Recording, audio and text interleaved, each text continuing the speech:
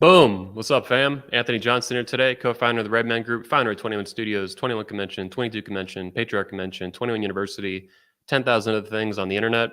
Here with episode 167 of the Redman Group, starring a special new guest to the show, Joker from Better Bachelor. And it's going to be kind of about his history and becoming the Better Bachelor that you guys know on YouTube.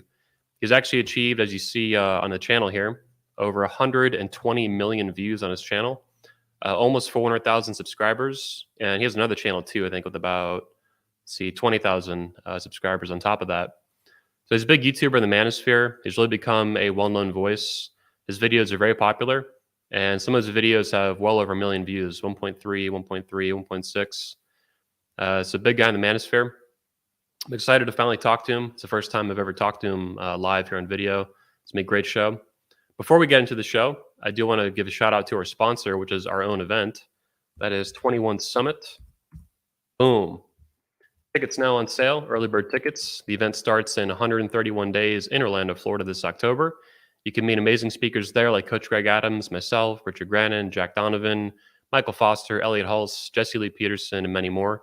It actually contains 3 events that go on at the same time. There's one for men, one for fathers and husbands, and one for women, for the females, wife training, girlfriend training, all that great stuff. We make men alpha again. We rebuild the patriarchy. We make women great again. All the events are 4 days long, Friday through Monday. Get tickets now at 21studios.com. Also, big shout out to Joker. You can support him, not only his channel, where you should subscribe, I showed you a minute ago. He's also on Locals at betterbachelor.locals.com. There's a link in the description of this video. You can go join that, and you should.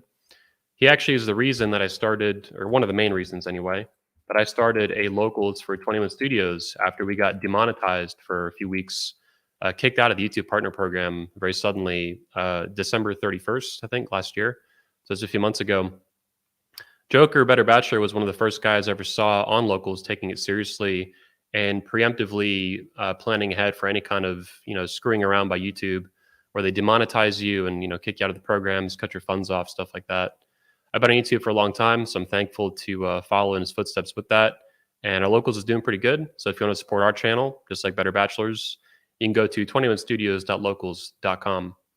Now, without further ado, please let me welcome to the show, Joker from Better Bachelor. Boom. Welcome to the show. Good morning, good evening, good afternoon, depending on where you are. Thanks, man. Yeah, man. I'm really glad you're here. I've been following your channel for a couple years now, both personally a little bit, and then also I have a lot of friends that follow you and stuff, and they've been bugging me about you for years. You got to interview Joker, you got to get him at 21, like all these things. So I appreciate your time.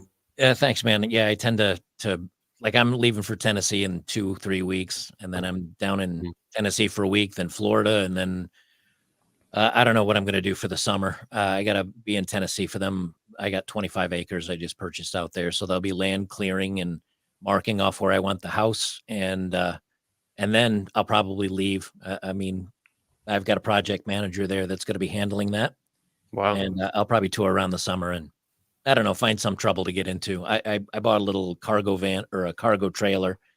And even though I have a little teardrop trailer, I may, for fun, on one of my other channels, record building that into a little, like a tiny house trailer type thing. I don't know. I never know what I'm going to do. I'm always finding something. For the fans who don't know you, let's back up for a second. So if I understand, like you're saying, you're building a house in Tennessee on 25 acres. Yep. But you also have a history of building like a school bus or like some sort of bus you built. What happened to that thing? It's still around.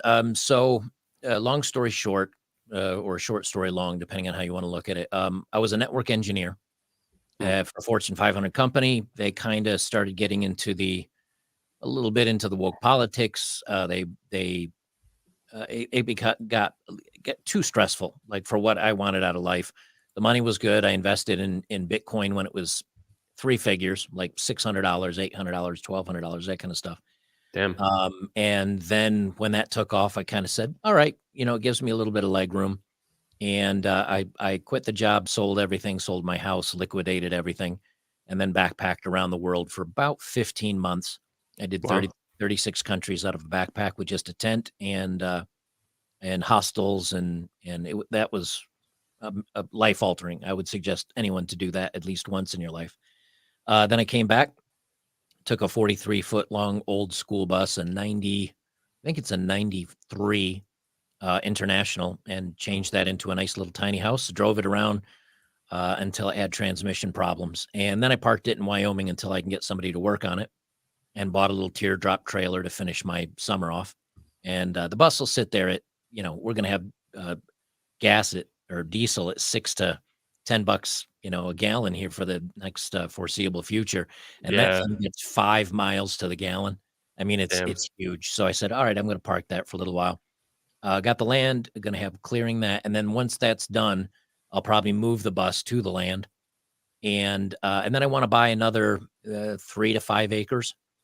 And on that, I'm going to build like a steel building, insulate it, probably do like a 40 by 40 steel building and just turn it into like a bunk row, almost like a military type facility where, I was in the service for 4 years, and you Oh, sleep to 60 guys in a bay. So if you can put up a little bit of snoring and, two toilets and two showers for 60 guys, I'll probably turn that into like a retreat for guys that just want to take a couple weeks off grid. It'll still have wow. electric and water and, all the amenities, but the guys just want to sit around a campfire at night and cooking, I don't know, cooking some dogs or barbecue and drinking beers and talking about life and stuff like that. That's my ultimate goal. I just have to wait till land comes down a little bit more. Yeah. So Sounds and like some Fight Club stuff going on, man. Out 2022 edition. Well, it kind of the opposite. We'll call it friend club, like where you can just come Okay. and hang out and sip on some beers. I might get a pool table or ping pong or something like that. Have a sports screen and a bar and archery range. Just some other fun activities so guys can come and take a vacation. And Hmm. uh, that's the most important thing I think with men today is finding community and sanity. I mean, so many places tell guys they're the evil ones and the wrong ones and the bad ones and the failure of society, when in truth we know it's the opposite. Do you And think that's why so the Manosphere has gained popularity over the years? I mean, you I mentioned think, community and sanity. yeah, I think so. I think so. I mean, here I was, a guy that was, I've been in relationships, long-term relationships. I've done the when I was in my 20s, I've done the hookup culture. I've kind of done. I checked out the what do you want to call uh, the dating, dating artists, I guess you'd call them, or pickup artists. I was very early into that. I didn't get into it like these guys, but I read about it. I checked it out and Hmm. because I like learning things. So I've kind of done it all. And as I got older, I realized, something, I think everybody's getting this wrong. I think if you put your validation in a wife or a career or whoever, that's not you, when it all goes south on you, you feel like you're left alone. Like your world is shattered. Guys give up their wives or give up their lives, their jobs, their careers to support their wives or their kids. They give, give, give, give, give. And when you give everything to something and then that thing is gone, it decides to leave you or it falls apart. Yep. A lot of guys are left with a life that's empty and there's nothing left for them. And that's where they start contemplating, deleting themselves or Or others. and yeah, and I think as they get out there and they start looking for dating advice, maybe that leads to just being a good man advice and how to be happy on your own advice. And then they may dive deeper into finding out the truth about feminism, or they're watching a commercial and it's like, why is the dad always the stupid, lazy one? And it's the wife or the mother that's the creative, smart one holding the family together. Yeah. And they start drifting little by little, I think, to where it opens their eyes and they say, something, maybe I don't agree with all the messages here. Maybe I have a wife or a family. Maybe I'm happy, but I see what society's doing. I see what society's talking about when it comes to men and everything else. And I don't like it. And here are 100,000, 500,000, a million other guys that have gone through the same things I have. I'm not alone. I'm not crazy. I'm not the only one that sees this. There are things out there in life to chase after or to enjoy that don't rely on other people supporting me or validating me or being there for me. This is going to be okay. This is going to be okay. I'm going to be okay. I'm not the only one. And that's, I think that's why it grows. And then each person finds maybe a creator or someone's message that resonates with them and they kind of settle in. The first people I found was like Coach Greg Adams and Hmm. Sandman and turd flinging monkey is his own. I mean, he was one of the first ones I found. He's his own thing. Chronic. Undead Down at, Chronic, right? what's that? Undead Chronic. Yeah, Undead Chronic, who keeps Yeah. coming and going time after time because YouTube keeps getting rid of them. Yep. And again, you may find somebody, Rollo Tomasi. You may find creators that you click with or don't click with. Who's And been then you settle in. critical of you recently, by the way, a few months ago. He was coming after you a little bit. Yeah, the thing about Rollo is that, and the other creators that maybe, I don't know, make commentary on what I say or come after me or whatever, is my whole feelings about that is great. I'm fine with that. Like, everybody's allowed to have their opinion. They may disagree with me. I think Rollo had stated something like, I don't know, I don't belong in the manosphere. I'm not a real whatever. And Yeah. but I never do response videos to that kind of stuff because I don't care. That's one of the Mm. big important things I want guys to realize is that, when no one, when you don't care what anybody thinks about you, says about you, how anyone feels about you, you're bulletproof. Like, nothing hurts your feelings anymore. Nothing bothers you. So, Rollo can hit pieces on me or be critical of me or whatever. I don't care. I welcome him to it. If he'd like to have a debate or a discussion about it, I'm always down with that. I'd like to hear specifically why he thinks maybe I don't belong, but Yeah. it won't be the first time I've been told I don't belong somewhere or don't belong in something. It's not going to hurt my feelings any. Yeah, it's funny. I want to take a step back. You mentioned world-shattering event. I think was the exact terminology used, and it's interesting you mentioned that because one of the first guys I ever heard say that word was Dr. Sean Smith, if you know him, I'm author not. of the Tactical. No, I'm not familiar with him. Who is he? Oh, he's Dr. Sean T. Smith. He's awesome. He spoke at 21 Convention a few times. He wrote the Tactical Guide to Women. He used to Okay. run a podcast as well with Rich Cooper for about a year and a half. What was it called? Before the train wreck. It was pretty popular. All right, I'll make a note of that and look into it. Yeah. He's kind of like the Manosphere's own Jordan Peterson. He's a clinical psychologist out of Colorado. Really Okay. awesome guy. But Yeah, anyway, he's one of the few guys I've heard use that term world-shattering event, and I love it. I'm glad you brought it up because I think that to me describes perfectly what a lot of guys go through with divorces and nasty breakups. I had sort of a divorce, toxic relationship breakup back in 2016, Mhm. and world-shattering. I heard it from Sean about a year and a half after that, or 2 years, something like that. And I'm like, man, that hits the nail on the head for so many guys. But some people don't quite make it there either. Like Will Smith, for example, is someone who I think could go through that and probably should go through that, but he's like not quite there. It's almost like he's constipated in a way in this like very unhealthy marriage. Yeah. So could you expand on that though? Like what you mean by world shattering event and how you see it hitting guys in the manosphere? Am I describing it in the way you were thinking of it too? Well, I think so. A lot of guys, my family, my mother and father were married for close to 60 years before my father passed away. Wow. And my grandparents, same thing, 65 years. Get married at 20, die in their 80s. That's 60, 65 years with somebody. Aunt and uncle, the same way. Everybody in my life or in my family, they got married. They worked through the problems. They stuck with it. It was traditional. The men worked. The women were stay-at-home moms and housekeepers and great cooks. And it was a very traditional. And when I was a young guy talking about dating with my father, he said, your job as a man is to protect the family, provide for the family, make sure that, your wife is happy, and her job will be to take care of the family. And that's how I was raised. And then through a marriage and a divorce where she ended up bailing on me for a guy that was a little bit older, more established, more successful. That was a hard blow, but I said, hey, you know what? Maybe I just picked the wrong woman. I went back into the dating scene, casual hookups, kept it. And then at the age of 28, I ended up meeting a woman that was the opposite of my first wife. She was a biologist, PhD biologist, not extremely hot, but extremely funny and intelligent and outgoing. And I really cared for her. And that lasted about 8 years until she just kind of one day said, "No, I just don't feel it anymore. Like the romance has fizzled. Uh, it's a marriage of convenience at that point." And I said, well, I don't want to be in that type of marriage. And I ended up leaving that one. Wow. Then I went back to the dating kind of hookup thing. And then I This is had a now in relationship. the mid 2000s at this point or late Let's see. 2000s.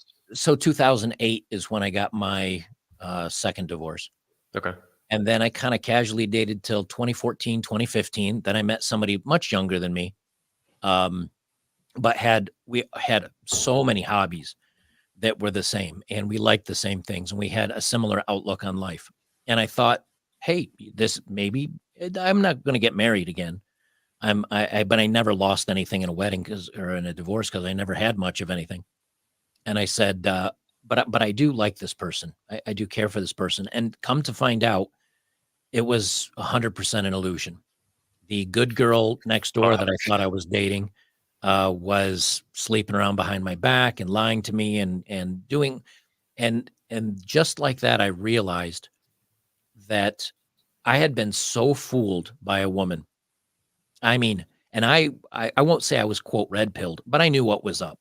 After a couple divorces, after the casual dating scene, I knew a lot of what we talk about. I knew it, but I still fell into the trap of where I missed it, and I got gaslit so incredibly bad. I said, that was my world shattering moment. I said, there's no, if I cannot trust my own senses and my own eyes and ears, and I think this is a good, sweet, caring, kind woman, but in reality, she was nothing like what I thought she was. It destroyed and shattered my reality so much. I just said, I have to find the truth behind this. How can somebody be this type of person? So I started looking into psychology and ego versus id. And I started kind of going down a psychological evaluation of understanding human beings. Did you look And into cluster B disorders as well at that time? cluster B, Yeah. Bipolar, narcissism, I just went down that whole gamut for several years. Yep. And it wasn't a dark place for me. It was more of an enlightenment, like, okay, maybe everything I've told and been living my whole life, maybe that was the lie. Maybe the truth is people are more selfish, more self-centered, more egotistical, more narcissistic, more self-involved. And there isn't that traditional woman that will love you forever unconditionally and be there by your side, that you have to bring money or fame or looks or something that she wants that is a higher quality than she is. In other words, hypergamy. You have to bring that, and the minute you don't and that slips, it's over. And through these experiments and reading and discussions I've had with other like-minded men, you realize, okay, everything that I thought, you know, learning from my father and everything in history, that's gone now. Like, we're in a different age and era, and those women do still exist. It's a needle in a needle stack, as I'm often to say, because you're going to have to go through a lot of pain and blood to find the right one. And then you have to ask yourself, is it worth it? And that's an individual choice. People are going to have to make that for themselves. But in the meantime, you better know what you're getting into, and you better know what can happen to you, and you better know the pain and the suffering you can feel going for it. And then you make the determination. But there was that one moment where you find out a person, you're like, wow, she's a good girl and smart and intelligent and this and that. It was all a lie. It was all an Yep. act. It was all a sham. And it happened. One text, one text that I caught that you Yep. go, oh my, what's going on? Like, literally get lightheaded and tunnel vision. You're so much in Yep. shock. And then I, when you come out of it, I had a very similar experience. You can search the speech on YouTube. It's still there. It's demonetized a couple years ago. Finally, it's also blocked in shocking, Australia. It's blocked in shocking. Australia too. The whole country blocked it. They had some weird defamation law in Australia. So even though the woman didn't file defamation charges or anything like that, any accusations, the whole country blocked it. You can't watch it in Australia. Anyway, the speech is called "Marrying Medusa," and this is where I discovered that I married a escort, a hooker, prostitute. Right. I don't know if you're familiar with that, but just total cluster B, very similar to what you just described. Thought I had this sweet, nice girl, blah, blah, blah. Turns out she was escorting before me, with me, and during the marriage. And that was my world shattering event. And I was already very familiar with being a pickup artist, going out, hooking up with girls. But my understanding of women was very shallow, and I did not have a red pill understanding of women, particularly on a long term and deeper scale basis. Right. Like, I knew almost any girl could go to a bar and hook up, but the deeper complexities of what could go on years down the road were much different. And yeah, Yeah. waking up one day to realize your wife's a prostitute was pretty jaw dropping, bro. That if that's not an earth-shattering, life-shattering moment, I don't know what is. Um, Yeah. but the thing that always amazes me is, and again, this isn't all like dating coaches and all that, but my favorite response is, well, you should have vetted her better, or you should have been more selective. And people do not understand that it's amazing how you can be manipulated, even having your eyes open for it, and still be completely and utterly fooled, even if you know what you're looking for. Um, Mhm. it's it's shocking to the point of scary, where you're Yeah. like, again, reality literally gets shattered, where you just say, Well, I don't know what to believe or trust anymore. Can I trust anybody? yeah. Like, who is this person that I've hitched my wagon to, and what in the hell's going on? And when you have that epiphany type moment, it's scary. The multiple stages of red pill, it doesn't start with rage, let me tell you. It starts with heart-crushing defeat, confusion, Yeah. um, mystifying, incrudelity, cruja well, we won't try big words this morning. Um, but you're just so blown away, and then after that, it's anger at oneself. How could I have fallen for this? Why Yep. didn't I see it? How? Then you start seeing it in other things, other relationships, other news articles, other things, and you realize that's where the rage starts building up, where you feel like, everything's against me and nothing's working out. And then when you move through that and you get to the point of, okay, I have a new understanding of the world. Now, how do I participate in it? And how do I understand what's going on? And how do I live in it? And how do I be happy in it? I think that's the progression that we all go through if we've gone through any of this stuff. Yeah, I wanted to bring that up. I'm glad you did. It sounds like you connected the dots. It took however many months or years, but that there's a much wider problem in culture, and it wasn't specific. What that woman did to kind of wake you up, that world-shattering event, that woke you up to a larger reality that was around you the whole time. And that, like you're saying, like you observed as a kid growing up, your grandparents, both sides, I think you said, or your parents, grandparents, aunt, uncle, and that the whole system or the culture that was in place to facilitate these like 50-year super long-term relationships. Like I'm 33 myself, so thinking about a relationship that lasts half a century, it's hard to even fathom that. I mean, that's significantly longer than I've been alive. But Right. that's normal. My grandparents, the same thing. Both of my grandparents were married for, my maternal side was married till my grandfather died for like 40 years, and my other grandparents are married for almost 60. So I was around that too growing up, and that's like almost all gone now. It's hard to imagine millennials and Zoomers making that, any more than maybe 1% of them making that Right. happen, or a couple percent. Right. I think it's a misunderstanding. Men misunderstand love. I think it's as simple as that. My understanding of love when I was young was, I will love her unconditionally. She'll be there for me. I'll be there for her. We're a partnership. We're in this together long term, because that's what it looked like when you look at these long term relationships from maybe parents or grandparents.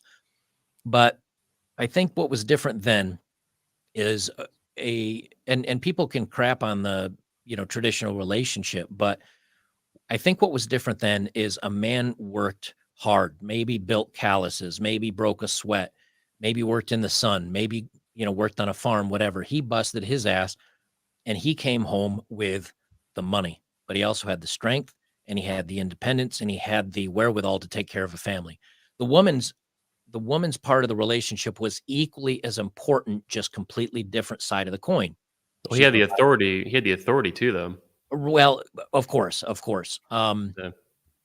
The well, her because he was in charge of the family, everything. And then a Mhm. subset of that is she was in charge of the home. She took care Yeah. of the house, she took care of the kids, she made sure to cook, she took care of the laundry. So she took care of the home and the man took care of everybody. And I think what's happened between the parents, the grandparents, and these relationships we saw lasting forever is that women today are more of a whole on their own, and as are men, really. So, like myself, I'm single. I've never had or dated or married anyone that was a better cook than I am, because I learned how to cook because I like good food. I So am the best. I am the best cook I know. Um, Nice. But because I make my money, I take care of my apartment or my home. I do my own laundry. I cook. And again, I haven't met anybody that cooks as well as I do. All of a sudden, I say, what do I need a woman for? I need a woman for maybe some partnership, maybe some friendship, and maybe some bedroom fun. That's really not much when you think about it. Like, there's quite a few women that can meet those needs.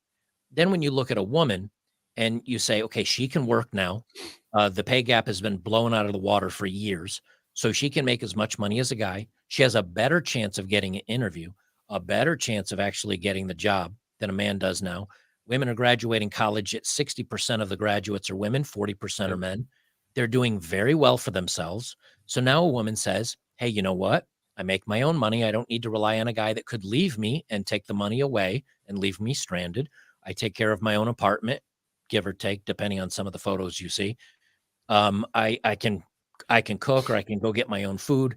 I don't need protection because Big Daddy government, takes care of that for me. So all of a sudden, what does a woman need a man for?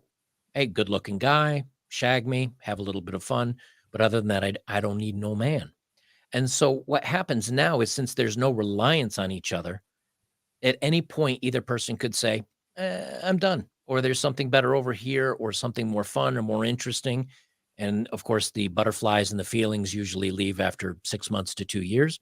Well, don't forget the And financial incentive too for women to divorce. She well, can very easily get alimony, child support, take the kids, have your assets or more. I true, mean, it's like true, for her not to. I mean, look at Jeff Bezos's wife, right? His ex-wife. right, For her not to divorce would cost her access to 19 billion or something. That's a right. hell of a price tag to ignore. Yeah, but I would even say even that aside, and I will give you that yes, a Okay. lot of women leave with golden parachutes. The woman can cheat, and she still leaves with half and child support and the kids and Yep. um but even that aside, just going to the young 20 somethings that are dating before they even get into the relationship and the marriage and the kids and all that, right from an early age, women say, I got my own money, got my own place, I can do everything that a man can do, only better, because that's what they've been told. And so they say, I don't need a guy for anything other than a hot lay. And so now men are being used by women very similar to what or men used to use women. And because of that, there's no reliance on anybody anymore. And once that's gone, well, then dating and the relationship world becomes like fast food. It's what sounds good in the moment. And the minute I'm satisfied, I can start looking for the next, quote meal. And they move on to the next guy and the next guy and the next guy. And since guys will sleep down and women want to date up, Mm. we talk about 10 and the top 10, 20, 30% of guys have access to tons of women. And since the women aren't bringing cooking and laundry and they're bringing their own kids, not your kids. Yeah. And, they're not bringing anything to the relationship anymore other than their looks and their willingness to put out. And Mm. feminism has told them all it's okay. It's okay to even charge like, this sex work is real work. And so the guys ultimately, I think, many times feel like they're losing because they say, I'm never going to find a wife. I'm never going to have kids. If I do get married, I can lose everything. Yeah. It's very depressing for me. And I always say, put a pause on that, reverse it. You're actually winning. This is the best time in life to be a man, unless you want a traditional relationship. That part is going to be very, very tough for you. And even if you think you've got it, 10 years later, she may choose her mind and leave with a golden parachute. But if men enter this as, hey, you know what? There's no bachelor tax like there used to be. I'm not shamed for being a single guy. It's okay if I go out and hire a girl for a couple nights a month for a little bit of in and out bedroom fun. That's not shamed anymore because women are saying that it's okay. I don't have to worry about 250,000 per kid to raise them. All of a sudden, all these social expectations are taken away from men. So now where does that leave men? You can have your guy friends. You can go out and drink beers and shoot pool and ride motorcycle and travel the world and do whatever the hell you want. If you don't have any money, it's your fault. If you have tons of money, it's your fault. It's all up to you. You don't have these other resources draining from you. And the woman that would have brought the home housekeeping and the cooking and taking care of the family, she doesn't exist anymore, or there's such few numbers of them that you just forget it. but you can become self-dependent or self-independent, I guess it would be a better way to put it. You learn how to cook, and you'll cook your favorite food the perfect way every time. Your money is yours to spend however you like, and you're free. And even if you don't have a woman, or a woman doesn't want to date you, save up that, portion of a paycheck or a paycheck.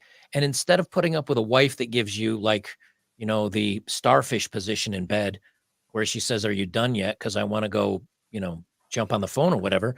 And she'll cook Instead, you the dino chicken nuggets like Coach Greg says, the yeah, little dinosaurs. exactly. So instead of that, once or twice a month, instead of getting pity sex from the wife that doesn't really want you anymore, you can go out on a fresh date. And one time is a brunette, one time's a blonde, one time's a redhead.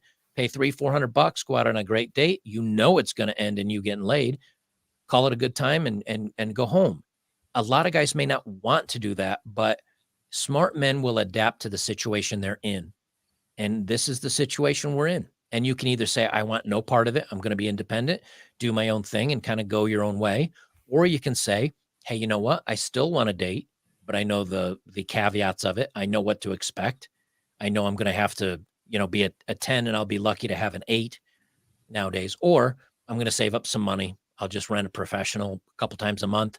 And believe it or not, that's probably cheaper than having a wife. And it's certainly cheaper than having an ex-wife.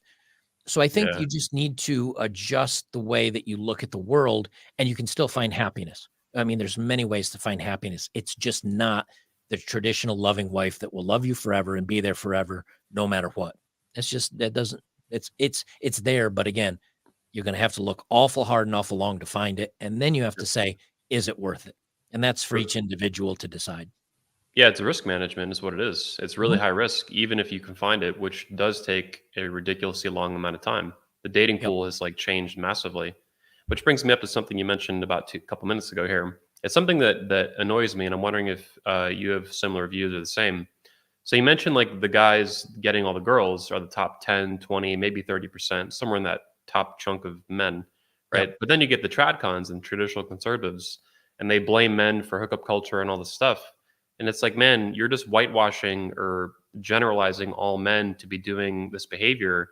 And the reality is there's like 70, 80% of men are not getting laid at all. Right. Or they have a notch count of like 3 at 30 years old. So do you see the same? Is that annoying to you with tradcons? Do you see the same thing going on? They just blame all men for something Well, a very select number of men can even do? I think men need to stop being angry at other men for the dating situation. Again, it's understanding men.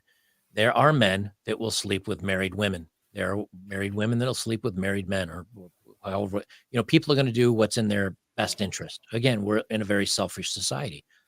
The dating market is 100% women.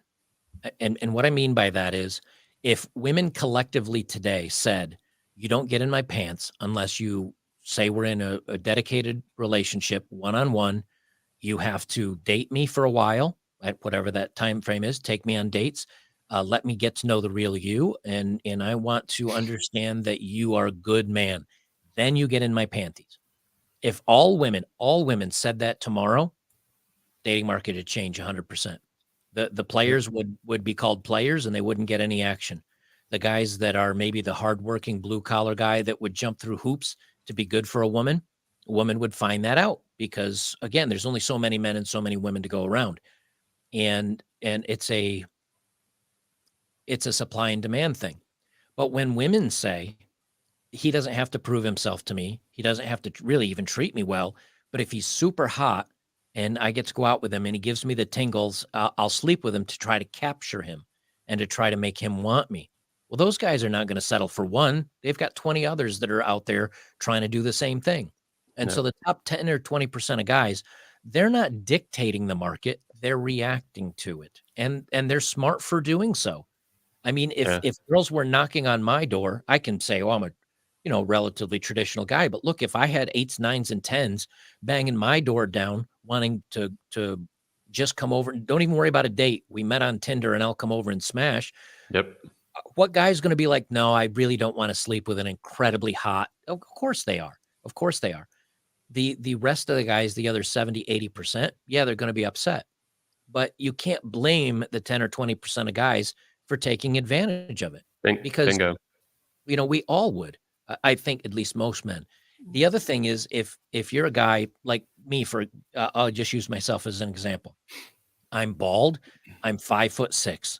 I'm probably 20, 25 pounds overweight, but I've saved relatively well and I'm okay in the finance department. A lot of women are going to look by me because I'm 5'6", I'm bald, and I'm a little bit overweight. But if you just go and hit the gym to the point where you look great in a t-shirt and you've got a flat stomach or a six pack, boom, you're a top 10% guy just in the physicality alone. Number two, you do very well in your financial world. You're willing to go out and buy that $5,000 or $10,000 watch and get a $1,000 suit and get a nice ride. Again, it's going to cost you, but these are, just like men love tits and ass on a woman, she's Yeah. showing you her assets. Guys have to do the same thing, whether it's car, whether it's a nice house, whatever. You have to show you make that money. Well, you're And here's saying the too thing. with the physicality that the obesity epidemic has made it easier to be a top 10% man physically. Oh, Is sure. that Oh, yeah? definitely, definitely. Okay.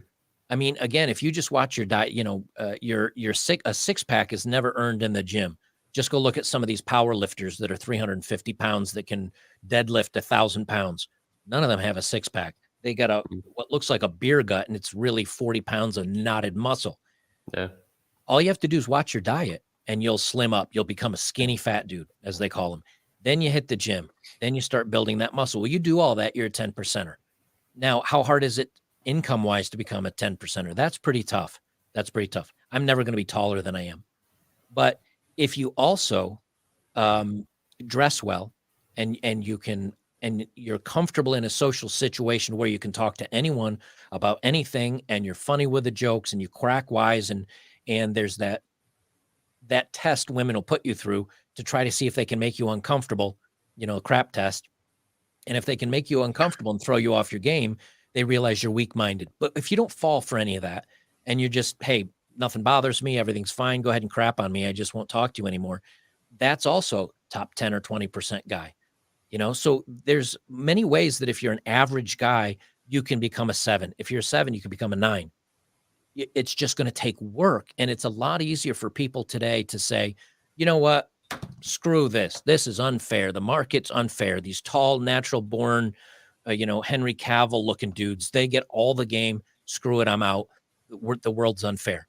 Well, have you tried? Have you really tried? Have you gotten that six pack? Have you at least got one outfit that looks good? Have you gotten really comfortable and really good at game? If you do all those things, then you say, this isn't worth it. This isn't worth my time or effort. You've won the game. But if you never try it, if you never go out there and at least give it a really good go, Yeah. sour grapes, like you never really, it's a lot easier to say, the world's unfair, I quit, without ever trying. And I know this because it's something I used to do. But when I was in my late 20s, I'm really good at talking to people. I'm good at goofing on people. You can put me through a bunch of shit tests. It's not going to hurt my feelings. I don't care. That right there, not bad. And then I went to the gym. I was an ultra marathon runner. I missed those days and I need to get back to the Wow. gym. But I did have that six pack. I did have pretty good muscles to where I could put on a tight t-shirt. And I'll tell you, I'm still only 5'6", maybe 5'7" on a good day. But I would go places and I would notice women would find a reason to talk to me. And again, I'm not special. But when you're athletic and you're a six pack, women look at that and they go, he's got a nice body. That's kind of hot. Just the same way men look at them. Now they might look at your face and say it's dog shit, but at least Yeah. you're heading in the right direction. And Yeah. then you show, hey, you know what? I got a nice car and I'm confident. If you're confident, you look like you're at least doing okay for yourself and you're rocking a muscular six pack type body, you're a top 20% or at least. This is one of the things that is annoying to me. There's some guys in the black pill community and black pill wing of the manosphere. They call it like looks maxing, or if I'm saying that, looks maxing. But basically, they get really mad about like if they're not born like super Henry Cavill, ultra handsome. But it's like you can't control that. You can control your body to a huge extent. You Right. can control your finances, your style, the way you dress, the way you live, the way you talk, the way you act. But they get so mad about things that they were just born as, and it's like, man, that's not fair to yourself or to the guy who's born genetically good looking. Like he didn't choose that. He didn't do Right. that. He was just born that way. Well, my challenge to anybody that thinks that way is slow down for a minute, because again, it's very easy to get kind of black. And some of the stuff I talk about is pretty black pill, Mm, because I don't want anybody to cherry coat anything. Like, it's going to be tough. But mm. next time, any guy that feels that way, next time you're out, go to, don't necessarily go to Walmart, because we all know what you find there. Go to a shopping mall, go to a sporting event, go to, I don't know, average activities. Okay. Go to average activities. Look around. How many Henry Cavills do you see?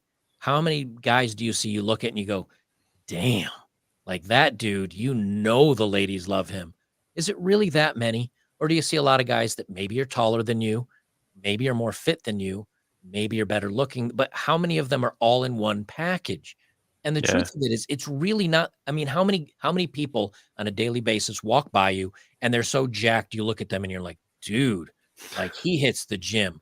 Okay, maybe a few, but how many of them are also tall? How many of them are also dressed to the nines? How many of them, and when you start adding it up, you go, okay, we're talking about 1%ers, not 10 or How 20%. many are intelligent? I mean, we'd rather be Right. tall and dumb or short and smart. Like, Right. there's trade-offs, right? Right. Right. How many of them are comfortable talking to strangers and can drop a joke off the top of their head at any moment? Yeah. And when you start boiling that down, you realize, okay, there's really not that many of those guys. And I say this again, at 5'6", when I was in shape, I still had the ability to talk to people. I still have the ability to joke and be comfortable in my own skin, right? My height hasn't changed in all my life, but despite my height, despite my ability to talk to people, the biggest thing that's changed in my life to where I got a lot of attention from women and women don't notice me is my physical shape. If you bust your chest, your shoulders, and your arms, those three things, get your shoulders as wide as possible, your chest built out, get your biceps and your upper arms maxed, right? Because and you still got to do what leg workouts. You don't want to be chicken little, but you start building those up to where t-shirts that are mediums or large or whatever size you are starting to get tight on those three areas, and you keep the fat off your waist, right there, top 10 or 20%. That's it. Yeah. That's it. But so many guys will look at this and say, well, screw it. And it's not fair. My challenge always to these guys is to say, look, if you don't do it and you don't succeed, it's easy to point the finger to everybody else or society or the world and say the world's not fair. To Now, if you offload responsibility is what they're doing, right? right, right. It's again sour grapes. But if you Yeah. bust your ass working out and you get in really good shape and you're comfortable with people and can joke and you're socially suave, even then you can wear pair of basketball shorts and a decent fitting t-shirt that shows off some muscles or something or other, and you will have quadrupled. You'll have 10 times more success with women. The only thing you have to ask yourself is it worth me going through the effort to do this for women? And that's where I think more and more men coming to this community say, you know what? I guess I don't care, because all a woman brings is a warm piece of pie that I can slide into maybe a couple times a week, but it's going to cost me hitting the gym and dieting and exercising and making good money and being confident and being strong. And by the time you add up all those things just to get laid, a guy's like, nah, like it's just not worth it for me. And I think that's where a lot of guys land. And Yeah. good for them for doing it, because that means they're happy without jumping through the hoops. The only time you should do that stuff is for yourself, and then hoping to get the byproduct of women. When you start doing it for women, you've already Yeah. lost, because then if you don't have the success with women, you feel like I did all this for nothing. If Or you do, you're controlled by other people is what's happening. They're right. controlling you and your life. Yep. Do everything for yourself, and the byproduct of what you'll get from that, that's that's the gravy. Otherwise, if you're doing it for the woman or for anything like that, it's a lost cause. Yep. We got to file our super chat. Can't say the guy's name. Humble man, I guess. 13. Humbleman 13. Joker, go into about how foreign brides are the most independent of the bunch. It's never discussed. Hard sale. Yeah. So I think one thing that I noticed when I was traveling around the world, and I use myself because I'm a perfect example. I was in better shape because I was backpacking, and I walked something like 6,500 miles in a year. I was doing 20, 25 miles a day with a 50-pound backpack on my back. So my legs were strong. My upper body was strong. I was, and I looked good. I looked really good. I was healthy. I had tan because I was in the sun. Mhm. Um, but I'm short. I'm 5'6". I had now in Iceland, the women's average height is like 5'10", 5'11". I came up to Wow. their boobs, like they were all huge, right? I didn't get much attention from Icelandic women. If I based my success in dating on Icelandic women, I'm a 0. But when I got to Southeast Asia, South Korea, Japan, the Philippines, Thailand, and some of those other areas, I cleaned up in the dating world. Why? I was taller than the women. I'm an American, or even if you're British or if you're Canadian, whatever, you're the Western man. I was in good shape. I have a beard, which is rare over there. I'm bald, which is kind of rare over there. I was different. I was unique. I was a challenge. And I was tall, and I was successful because I didn't have to work. I was able to travel the world. You were like auto peacocking in an old Just pickup artist sense. that's it. And I was Yeah. walking around in a pair of old hiking boots and travel pants, and like I wasn't dressed up. I looked like I was homeless, but I had no problems going on Tinder or Bumble or any of the dating apps, or even meeting girls that were maybe giving a coffee. I'd just chat them up a little bit. Dating was easy. In Poland, dating was Yeah. easy. And not in Russia, in Ukraine, dating was easy. Why? Now, it doesn't mean that you're going to be able to sleep with them because they're much older fashioned type women where, they want to Mhm. date. And I was only there for a few weeks. So they knew I wasn't going to stick around and they weren't going to put out. But the point is, I was going on dates with like 9s and 10s. Like these were gorgeous women. And they really were hoping, hey, can we get to know each other? Can now maybe they wanted to get married and come back to the States and take half my money. I don't know. But the point is, had I decided to live there or stay there for 6 months or a year, I would have had a 9 or a 10 girlfriend that I could have been with. I don't know what her motives would have been, but the point is you could at least get your leg in the door. Yeah. Same thing in Southeast Asia. You can at least go out with fun girls. And I didn't pay for a date in Southeast Asia. The women paid for me. They're the Wow. ones that wanted to show me around. And I'm nothing special. The difference is I'm comfortable in my skin and I could make them laugh and we had fun. Well, over And there, you're like a 9 though to them. You're like this American white man, balding with a beard, tall guy. Like well, tall to them, yeah, 5 foot it's all 6, them. tall to them. Um, but I but love Poland, by the way. It's one of my favorite countries in the world. I spent a month there for our convention in 2019. it's Amazing. it's it's conservative women, and Yeah. yeah, I mean, yeah, they're crazies like any place else, but it's a beautiful country.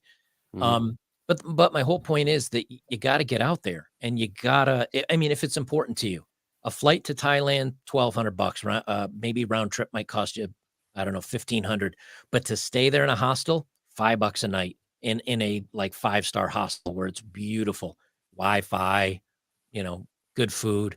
The country is amazing. And I was there a month from Thailand. Then I went to the Philippines because you can only stay for 30 days on your visa. So I was in Thailand for a month, in the Philippines for a month, in Thailand for a month, in the Philippines for a month, because each one counted as resetting.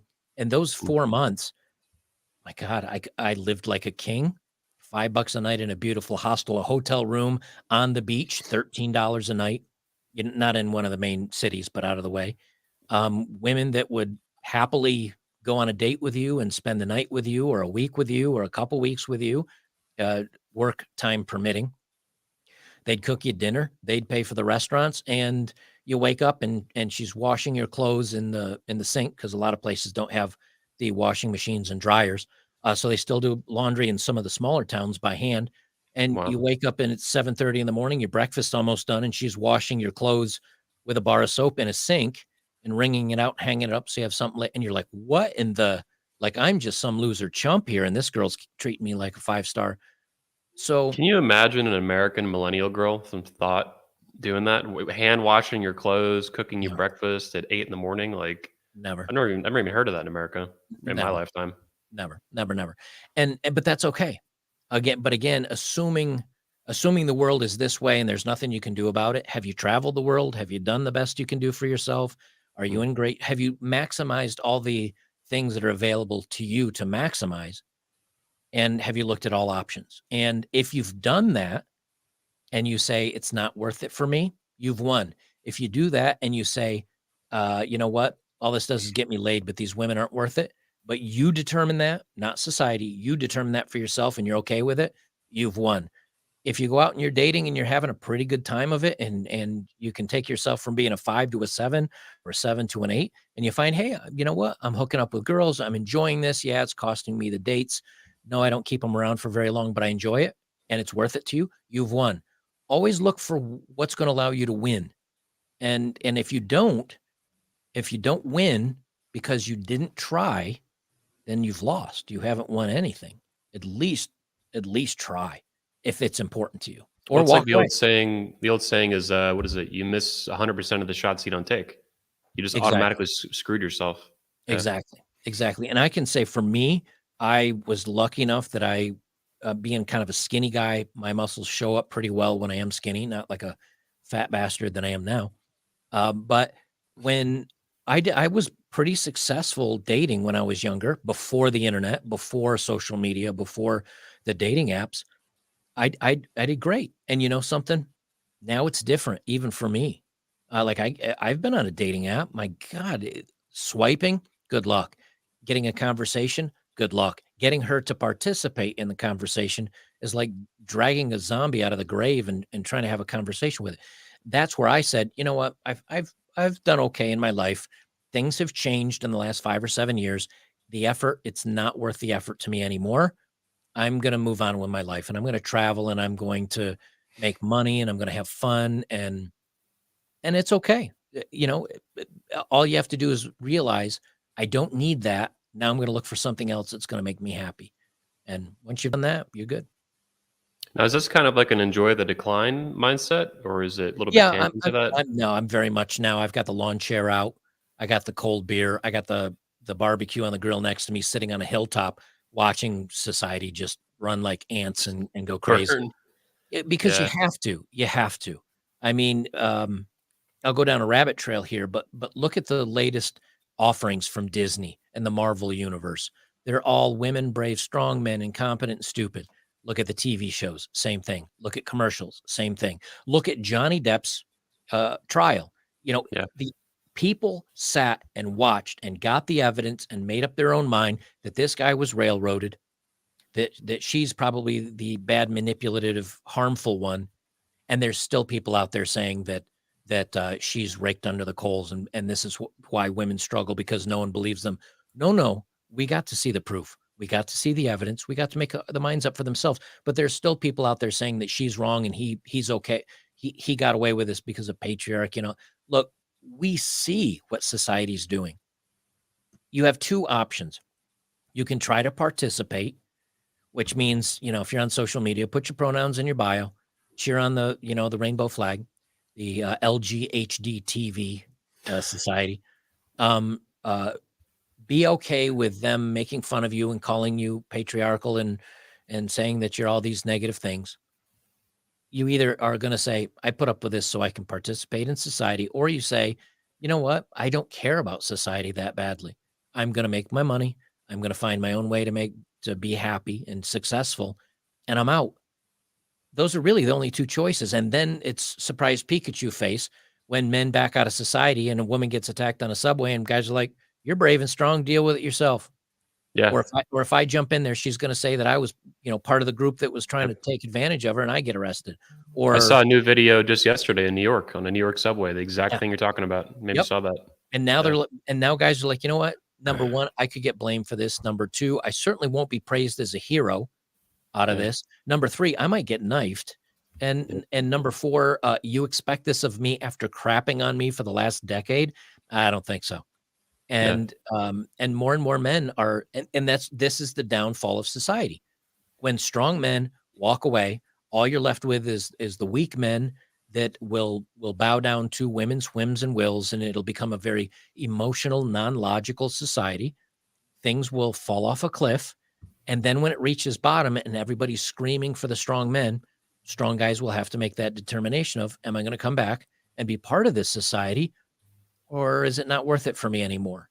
And what's the reason a guy has to be a strong member of society? He's not appreciated. It's not going to win him any women or favors or awards or rewards. If anything, he's going to be chastised and castigated for it. And he just says, nah, I'm good. And Or you'll again, end up in jail or dead. well, Just like exactly. you said. Yeah. Exactly. And that's why you know, my answer to all this is the extreme. Like I am on the far extreme end of this, which is 25 acres. I'm going to learn how to farm. I'm going to have enough solar panels. I'm not going to be hooked up to the grid. I'm going to have a well where I'm not hooked up to city water. I'm going to have my own septic tank that's good for 20 or 30 years. So my food, my water, my excrement is taken care of. My electricity will be taken care of for at least, a few decades. And I can grow my own food and I can be completely dependent. Then if I want to participate in society, I can. And if I don't have a utility bill. The most I got to do is pay tax on my property every year. And other than that, I'm gone, man. I'm a ghost. Now that's the extreme. But look at the other extreme. Women can call men toxic, bad, harmful, whatever. And guys are like, yes, just please let me be with you. And please let me date your 400-pound blue haired ass. Like, please let me in. The Those are beluga the two, whales. yeah. And those are the two extremes. I think my Yeah. extreme is the right way. It's not a negative. It's not a hateful. It's not an angry. It's not a black pill. It's just, I'm going to look out for me and y'all are on your own. And for me, Yeah, this is that's peace of truly mind. going your own way, man. Like Yep. farming, solar. Elliot Hulse, if you know him, did something similar. He has a family, but he has 39, 40 acres he bought in Central Florida, about Yeah. 45 minutes from me. Yeah. And he used to have solar, so he might do that again. And he's getting cows and animals and ducks and chickens and bees and like this guy he's getting prepped for whatever's coming, which is probably a collapse.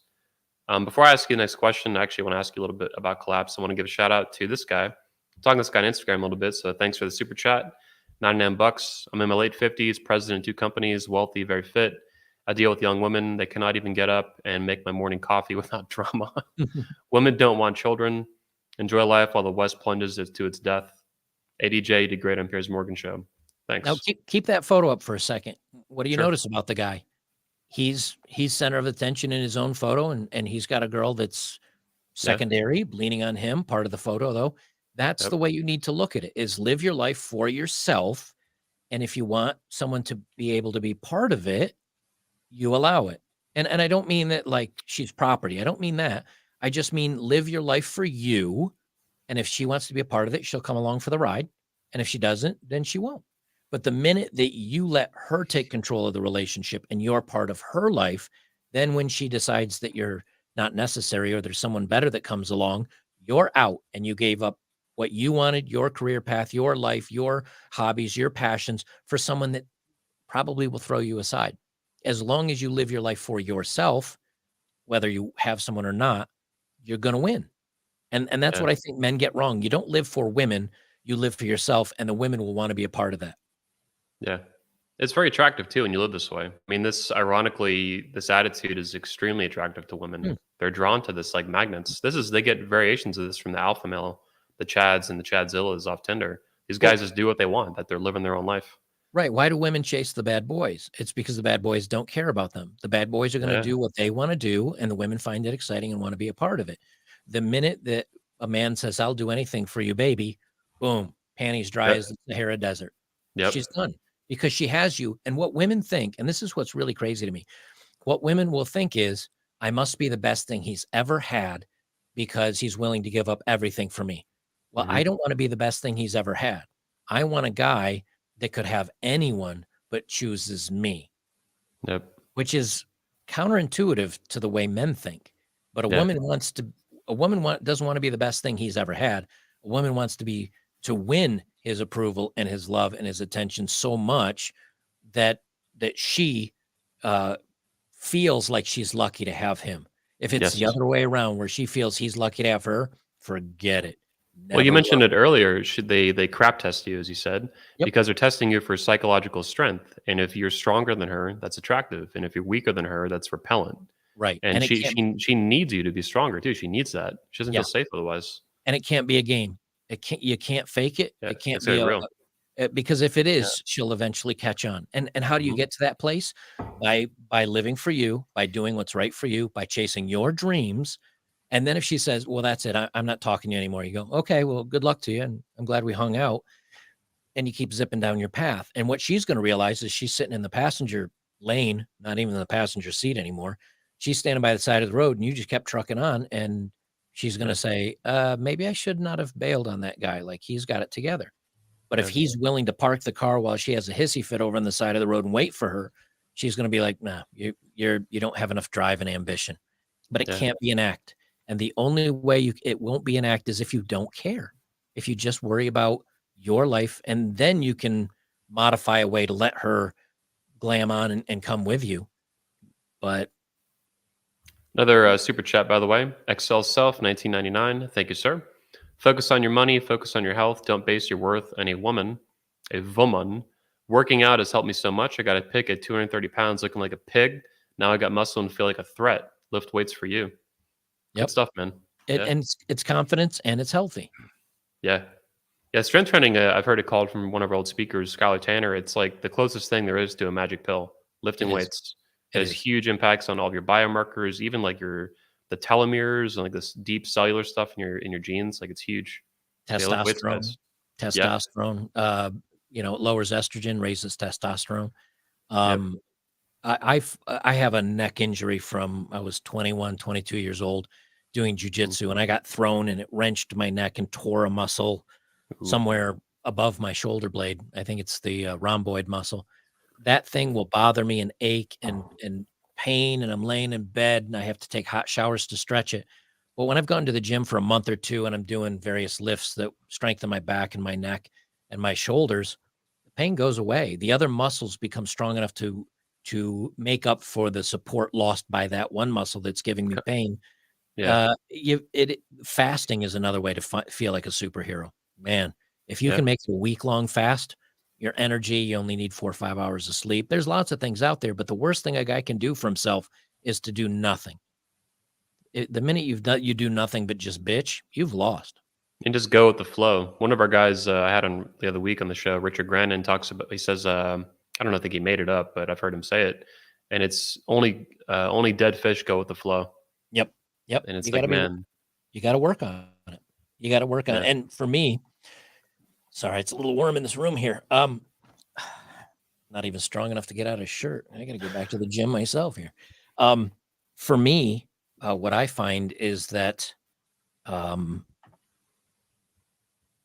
if you're not going forward at all points, you're losing. I mean, you're 18, then you blink, you're 33, you blink, you're 50, you blink, you're dead. Yep. For some guys, it's the gym, it's money, it's women, it's fancy cars, whatever. And that's fine. Whatever floats your boat. For me, it's something different, travel and being independent and other things. But the minute that you're just awake and you're just here for the sake of being here, you're done. The days will melt to months to years, and before you know it, you're 100 pounds overweight, melting into a couch at 68, wishing you'd done more. This is where the utility, and it's gotten a lot of heat over the years, but I still think it's a really good analogy. Is just the red pill, the blue pill and the red pill. Are you going to wake up and open your eyes to the way the world is? Or are you a blue pill sheep, or like you mentioned a zombie earlier with chicks on Tinder? Yeah, I mean, that's how a lot of people, men and women, end up. They're just zombies. They eventually melt into a couch with Cheetos and whatever, Cocoa Puffs and whatever the hell. Well, you can be red pill, but still like you're awake to the possibilities and the realities. Doesn't mean you do anything about it, though. And that's why I never tell guys don't date. I've never said don't date. I've never said date. I've never said hire or don't hire a professional or do or don't do this. I'll never tell people what to do. I'll just tell you that if you're not going out there and getting it at the gym, getting it at work, getting it at your hobbies, getting it with friends, getting it with something, what are you doing? Where are you going? What is important to you? What is your drive? It's easy to wake up on a Saturday, and I've been guilty of this. I'm not saying that like I'm immune to this. It's easy to wake up on a Saturday, get your coffee, throw on a movie or something or other, play video games till 2:00, maybe go down to the local whatever, grab a pizza or a burger, bring it back home and play your video game. And you're like, wow, I'm level 100. Okay. But you're not leveling your own life. And with a slight alteration, before you play your video game, you go down to the gym and bust your ass for an hour. That's it. Then enjoy your video game. And then at lunchtime, instead of going down and getting a pizza and a burger, go get some sushi. Go go get something that is high in protein, high in fat, low in sugar, carbohydrate, right? Modify the weight a little bit. You eat a big steak and a plate full of veggies, you're full. Calories are not that hard, but you're getting the protein to rebuild that muscle. There's different things you can look at. Yeah. By just changing a meal, by just adding that hour, the rest of your day is the same.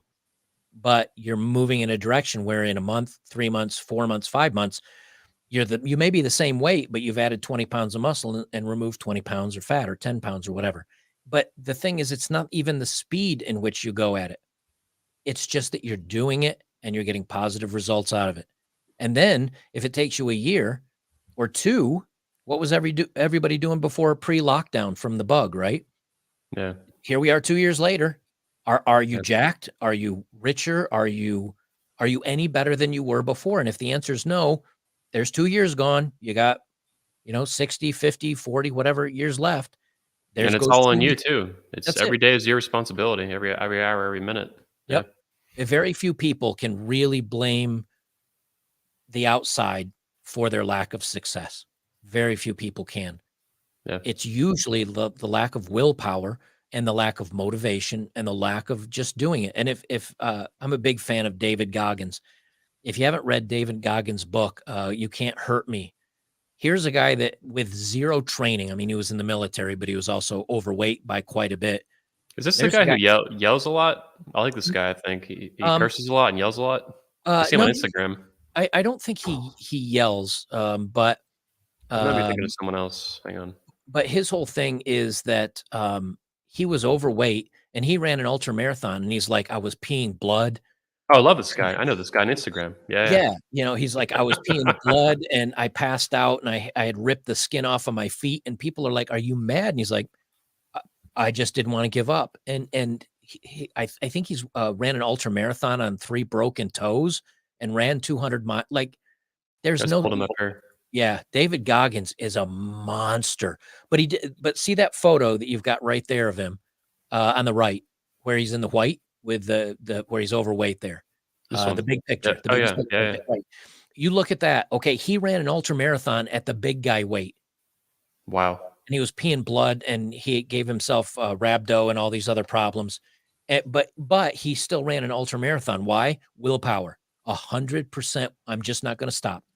I'm just not going to stop. And so for men, the important thing, the end takeaway that I want them to have is whether you're chasing money, whether you're chasing women, whether you're chasing muscle, whether you're chasing health, whatever you're chasing, just don't stop. Maybe someday you realize I don't want to chase this anymore, but make that your decision, not the decision of somebody else. Make every decision that you do yours. And if you do that, if you like right now, my goal, my birthday is in October. My goal is to have a 6-pack again on my 50th birthday. I've got not many months left to do it. I mean, I've You're got 40. You're 49. Yeah. Holy shit. Well, see, no stress about women. And Yeah. I'm telling you, no stress about women and money. That'll make your life a lot easier. So by my 50th birthday, I want a 6-pack. I have 4 months. I can do it. If I fail, it's because I didn't do it. Not because the world held me back, not because somebody tied me down and stuffed cheeseburgers in my throat. It's up to me. That's the way guys need to go get it in life. And looking back, if I had this information and this news, and I knew how women were back in my 20s, I'd probably be 10 times as rich. I'd have 3 times as much muscle and 2 times less fat. And I'd be retired on a beach in Malibu or something or other. But the only time it's too late is when you've given up. And so even at 50, I'm going to go out there, and I'm hoping by this time next year, my shoulders, my chest will be much bigger. I'll have a 6-pack. But if it doesn't happen, instead of looking at saying the world held me back, or, oh, I had a sick dog, or the wife left me, instead of saying that, saying it's my fault. I didn't do it because it's my fault. Now, what do I need to do to change that? And if that's the way that you hit life and focus on it, women are going to find you attractive. Women are going to want to sleep with you. Women are going to women love free rides. Everybody loves free rides. Guys like free rides. If you're like, here's $1 million, most men would be like, hell yeah. Guys will take those. But if a woman can have a free ride, Who's she going to take a ride with? The guy that works at Taco Bell that's overweight by 60 pounds and has the horseshoe hair, or that same guy that went out and got it for 10 years, that maybe became an electrical engineer or a welder, whatever, then started his own business and then either got hair plugs or shaved his head and he hit the gym really hard. You put those two guys right next to each other. One's a winner, one's a loser. Same guy, just Well, different life. it's a very masculine attitude as well, and taking responsibility for your life and just dominating whatever it is that you're. I think that's kind of what you're stating here. Sure, And you have to. women do the opposite. They offload responsibility. Not that they have to, but kind of as a default, this is how they operate. Right, Offload to mom, dad, to whoever. The Cheetos made me fat. Like the spoon made me fat. right. It's like no, you made you fat. The spoon doesn't even move. Like Exactly, exactly. And yeah, so when you have that mental attitude about it, and you might not have it all the time. I'm 30 pounds, 20 pounds, whatever it is now, heavier than I want to be. Whose yeah, fault is that? The yeah, lockdowns? No. Me being a commentator and not, no. I just didn't get to the gym. I didn't run. I ate bad food. And as soon as you put everything on yourself, all your faults, all your problems, all your issues, everything that you have, the minute you take ownership of all of it, no one can control you. And when you fail, it's your fault. When you're successful, it's your win. yeah. That's what gives your life meaning. The minute you're not chasing after small, big, medium goals, you're done. And I don't always. I don't always. There are times where I feel like I haven't done enough, but the only person I blame for that is myself. And when you take that personal accountability for yourself, like I said, read David Goggins' book. You can't hurt me, I think it's called. Hmm. Everything every problem he had, everything that went wrong in life, everything he failed at, everything that didn't work out for him, he said, it's my fault. It's my fault. And the minute you adopt that mindset, you don't care what other people think about you. You don't care what they do to you. You don't care what happens in life. Um, it all rests on you. Yeah, I'm gonna shoot him an invite to 21 because I was looking at some of his videos on Instagram about a month ago, and I really like the ideas and the attitude I could kind of hear in his voice. I'm gonna Yeah. look more into him, maybe send him an invite and see what he's up to. Look into Jocko as well. Yeah, He's a yeah, I know former. Jocko. Yeah. Yeah, look into Jocko, and then, believe it or not, look into, and this sounds a little silly, but if you look into, Joe Rogan, Hmm. started off as an actor on, I forget the name of the show. It was back in the '80s. A newscast radio, I think it was called. Hmm. You can find him in there, and he was just a bit, like, good looking, pretty good looking dude, but he just had a bit role. He was like the engineer or something or other. And he could have washed away. Like, he had a bit role, he was in nothing else, no other movies. He could have been a flash in the pan making 3 grand an episode on a TV show, but he got into comedy, and he got into MMA, and now the guy's 50, what, 6, 7? He's jacked as hell. He's one of the most important voices in the world for news and society, but that wasn't his goal. His I goal think was he just has I think he has the biggest single audience of any 11, podcaster or creator in the 11, world. yeah, 11 million per episode. But Yeah, it's but I crazy. I was there for his first podcast, and it was him and a buddy goofing around. Like, Wow. their first one, they were doing the, filters where you can have snow coming from, like, Hmm. raining down on your screen on, like, whatever, video app they were using. He did it as a joke, but he took that joke and he made it into a couple $100 million business. Why? Did he get lucky? No, he chased after it. How did he get into MMA and become a newscaster for MMA? He chased it. How did he become a great comedian? He chased it. Everything is moving forward for him at every moment. So when you look at these guys as an example, the only thing they didn't do is they never stopped. They just Yeah. kept pushing and driving. And the minute you say, that's it, the world's against me, it's unfair, screw it, I'm out, you've lost. You'll lose every time. Yeah, persistence is huge, man. I found this in my own life just building 21 studios, 21 convention. I've done it since I was 17 years old, and it's just the persistence year after year after year after year. Rain, shine, sun or snow, whatever, like ups and downs, personal life, the divorce, the hooker ex-wife, like the economy, like whatever. There's Hooker been so much. ex-wife will do it to you every time, man. Yeah, that was a dangerous couple of years for my business, man. I think she was very destructive. I think she Yeah. actually was trying to hurt the business. I don't think I've ever talked about that publicly, but there were things she was really trying to do harm to the company, to 20M Studios. She Yeah. failed, but Thank speaking goodness, of girlfriends, thanks, babe. Super chat here. Let's see. It's a complicated channel. Thanks for the $5, by the way. Joker, you've been a big inspiration for my channel. If women become aware of all the double standards in our society, how much would actually change? Don't even think about it. Self-awareness and double standards are a pretty common thing in society today. Don't and this is the way I look at it. I jumped on YouTube as a goof, but I just kept putting out videos and putting out videos and putting out and I just spoke my mind. The channel grew. Persistence, maybe people liked my content. YouTube started demonetizing me. They haven't demonetized me as a channel, but Yeah. videos that, you can watch these trap music videos where they've got girls in little tiny bikinis. They're monetized, but I put a thumbnail up with a girl in a bikini. That's demonetized. Yep. You can't find like consistency or logic in it, right? And you only started in 2019, right? Yeah. So It's pretty recent. as much as I'm a fence sitter and try to be middle of the road guy and not be offensive, they'll still find a way. Well, I could blame it on YouTube and say YouTube's screwing me, life is unfair, which I have said before. Yeah. But you can also move your business to locals. You can also, promote other things. If that fails, have a backup plan. For me, it's, I used to be a network engineer. I could go back into computers. I could learn how to weld while I'm doing this, so that if this ever fell apart, I could go be, I don't know, a welder or something. Always plan your life ahead. And in relation to that, yeah, there's always going to be double standards. There's double standards from the government, from family, from dating, there's always double standards. And there's always a lack of accountability. Don't ever expect anybody to wake up one day and go, wow, like you, for example, you being the viewer. Wouldn't it be great if a girlfriend woke up one day and said, wow, he was a great guy. He was kind. He took care of me. I'm now 42 and overweight and I have 2 kids and nobody loves me.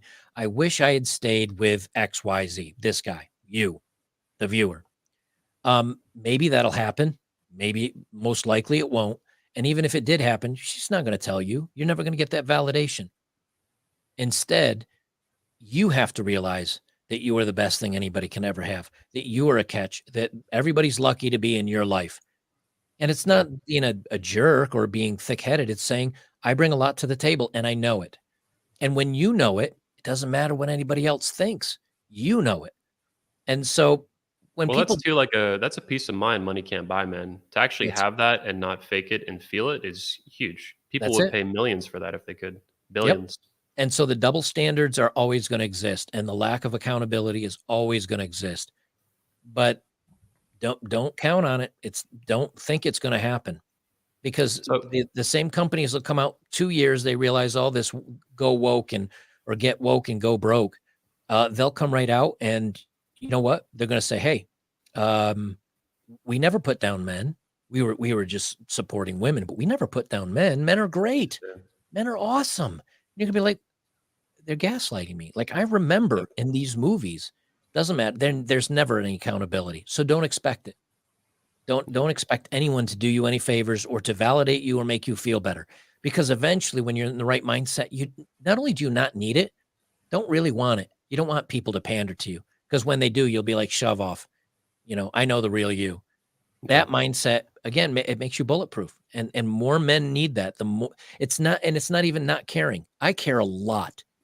I care a lot about my community, both online and somewhat in the real world, although I move so much, there's not much one. I care about my family, my dog, anybody I happen to be dating. I care a lot for those people, but I care about myself first and foremost, because I'm the only person that's going to be around till the day I die and that I can 100% count on. Yeah. If you get that mindset right, the rest of the world's cotton candy. What's really important is what's in your life. It sounds to me like philosophically, your values are really well organized into a hierarchy. Yourself, number one, family, community, your goals, all these things. Backwards. Myself, number 1.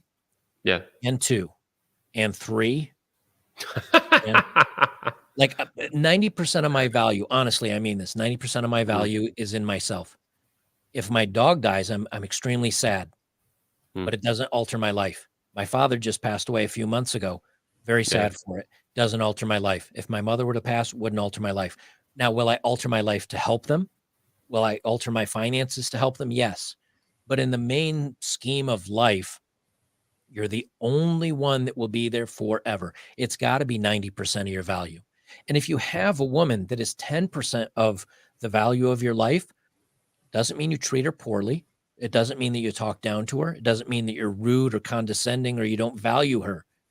But you also have to understand she can be the most important person in the world to you. But if she decides to walk away and says, screw you, I don't need you anymore, your response has to be able to be, okay, that really sucks. I thought you were pretty cool. Good luck to you. And your course does not waver 1 millimeter off of where you were going. And it's not selfish. And so many people think, oh, that's selfish or self-centered. No. Would I run into a burning building to save somebody? You bet your ass I would, even if they didn't appreciate it. But that's because it's important to me to be able to protect or to help somebody lesser fortunate than I am. So the two for a lot of people, I think, is very hard to mix together because that you're either seen as too giving and too altruistic and too weak, or you're too selfish, you're too self-centered, and you're too strong-willed. The two can work together, but it's a balancing act. And you can still give a lot to the community. Habitat for Humanity, helping build homes. I've done that. Durham, North Carolina. Going into a food bank on a Saturday and sorting potatoes, like rotten ones that are mashed up from good ones. I've done that for multiple hours at a food bank. Now, in the meantime, I'm listening to a podcast or listening to news or something that will better me while I'm doing busy work, but that busy work helps the community. You can put it all together, but you've got to be 90% of your life better be for yourself and better be for your betterment. It just means that 10% that you're giving is still a lot more than other people give at all. You know, some of the best philanthropists and people that, oh, I give so much to the community, they really don't. And so I don't know. It's very hard to explain, but you can give 90% to yourself and 10% to others, and your 10% to others is more than 90% of other people's giving. If that makes any Yeah. sense. Well, a lot of people like to just use the government to give to other people, so they don't even want to give themselves. They want to take from you and give to someone else. Which it's like a very fake third party version of what you're saying. By the way, are you familiar with Ayn Rand's objectivism and rational egoism that she promoted? Not really. I hate to say that I don't listen to a lot of other people's thoughts on things. A lot of what you described is very similar to her vision of moral philosophy. You'd find it interesting, I think. She wrote a book called The Virtue of Selfishness, for example. What's her name again? Ayn Rand. Oh, Ayn Rand. Okay. Yeah, probably heard of her. Yeah, Oh, yeah. she wrote several nonfiction books, fiction too, like Atlas Shrugged and The Fountainhead. Oh, okay. But That's right. I'm familiar with those works. So, yeah, you'd find so her nonfiction just kind of describe a lot of the philosophy that you see woven into the characters, and yeah, a lot of what you described is very similar to her vision of moral philosophy. Selfishness as a virtue and putting yourself first and all these things, which doesn't mean hurting other people or anything like that. right. Yeah, I think you find it interesting. I also want to take a step back to what we were talking about earlier, so the collapse of America and stuff like that.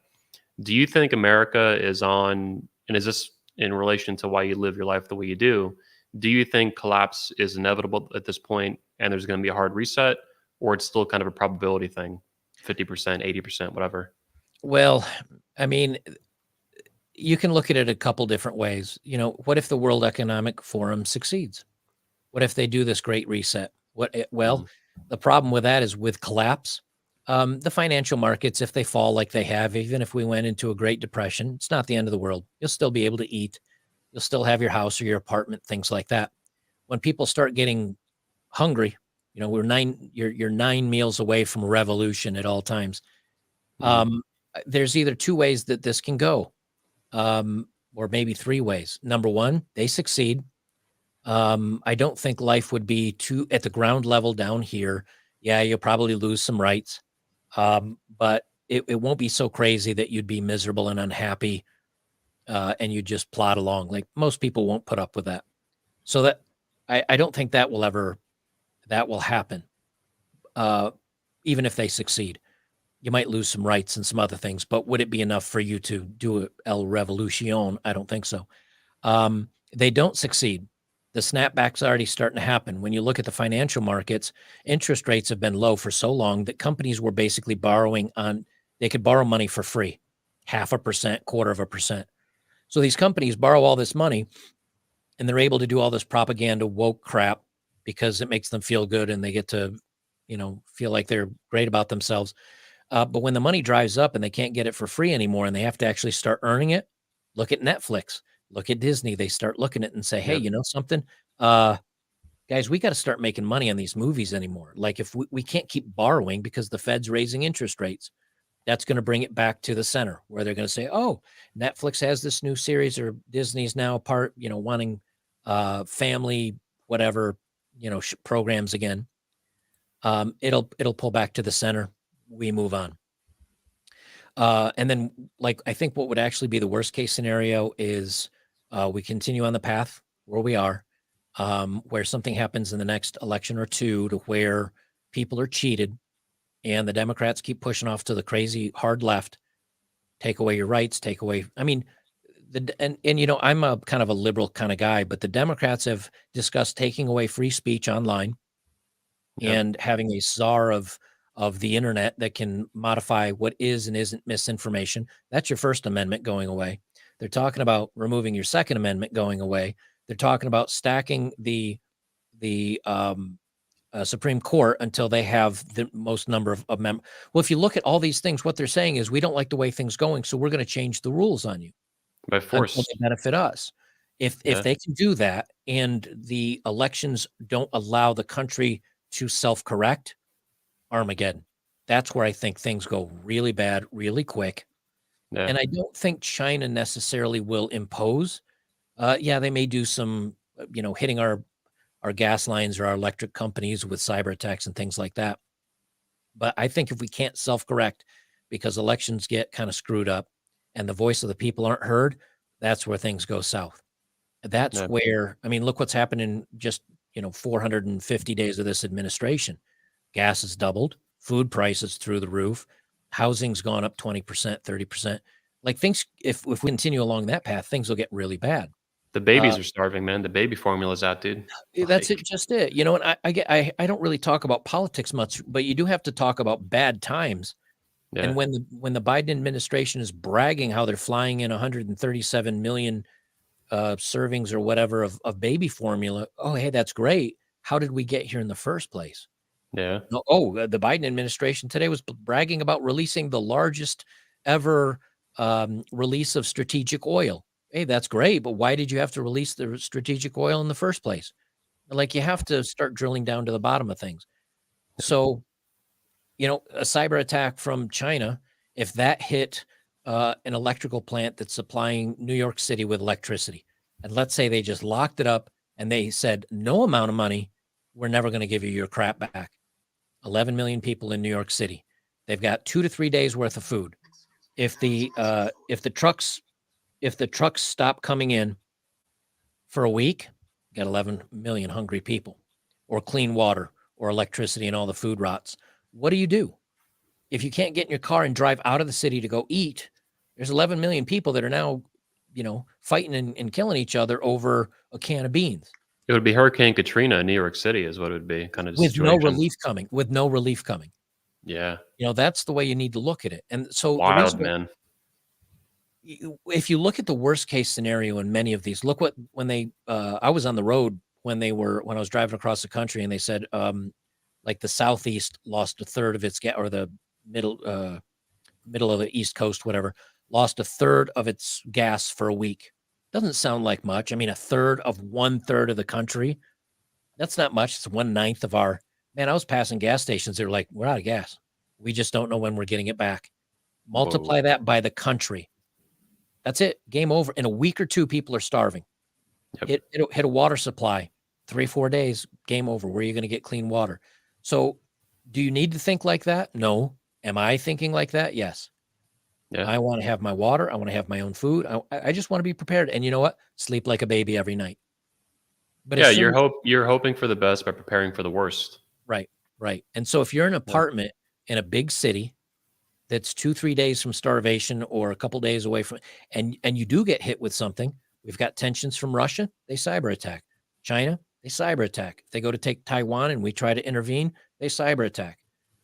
We're such a global and a national infrastructure. If you don't have a plan, one dude on a keyboard can hit a gas line or an electric company or water company. That's it. One dude can take out a quarter of the country. And then they don't have to attack America. Because guess what? We got lots of guns. And guess what people will do? They'll all shoot each other for food. Yeah.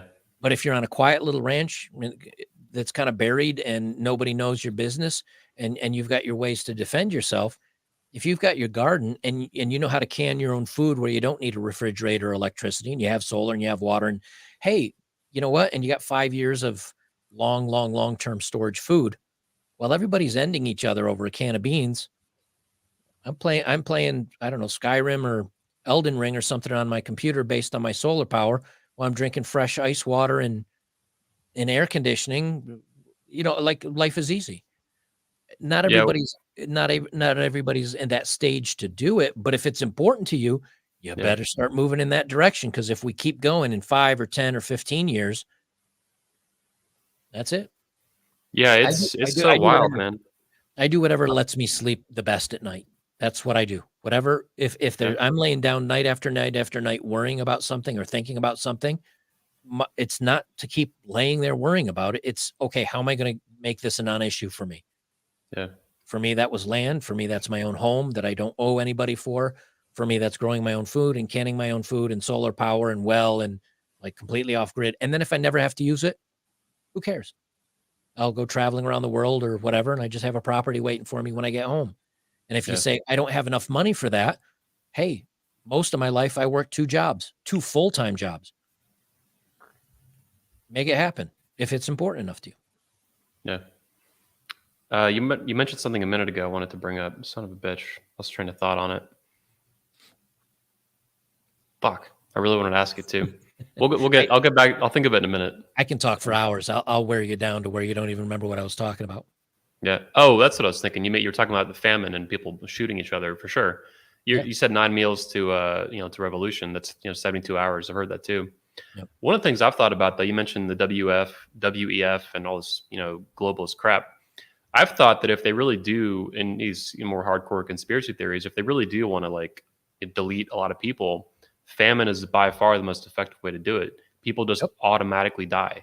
If you don't eat and you don't drink water, you automatically die. And the Soviets knew this, obviously, and the Chinese, but these are not genocides that most people are that familiar with. They only hear about the Nazis and stuff. Right. So I don't think that they're going to do it in one big blow if they do. Because the people that are implementing this, I mean, you look at George Soros, you look at what's the knucklehead, Gates. The German there. Schwab. You will eat the bugs. You will eat the bugs. You will have nothing, and you will enjoy it. These people are like on death's door as it is now. Even if they're, as Alex Jones would say, even if they're stealing, swapping blood from the young to live longer. And adrenochrome. Look at who Trump. 80s or just about 80s, I think. Biden 80s, Pelosi 80s, Bernie Sanders 80s. Like, these people are on death's door anyway. Are they really going to have the wherewithal to stick it through and starve all these people? I don't think so. Also, on top of that, I think they want to feel good for trying to leave a better world behind after them, and put their name in history. I mean, these are narcissists to the nth degree. They want to be known as the person that saved the world. It ain't happening. It's not happening. And on top of that, if you really do start, Elon Musk had a very good discussion about this. People don't realize it, but how many hoops would you have to go through to make a coffee maker? And that's an easy one. Just making a coffee maker, boiling water to have it come up in to filter down through to make coffee. That's pretty easy. But what about a toaster and getting the voltage right so you don't burn the thing up or melt it? But you can go to the store and get a $10, $12 toaster, or go to a Goodwill and get a $1 toaster. If you get rid of people and you get rid of companies and businesses, and life will be very, very hard for everybody. Do you think these old narcissistic F-heads that are in government or in these places of power want the last years of their time on the planet to be rubbing sticks together for fire so they can heat their business? No, no. And Mm. so I don't think that part of it's going to be successful, but my God, are they going to screw things up trying to get there and until they realize it fails?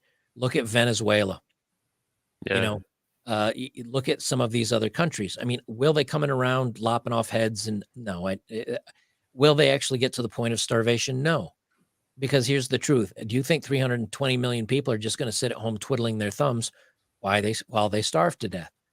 Or are they going to get together, get some gasoline, and the people in Maryland and outside of Washington D.C. Do you think they're not going to go into those politicians? And I mean, there would be civil strife.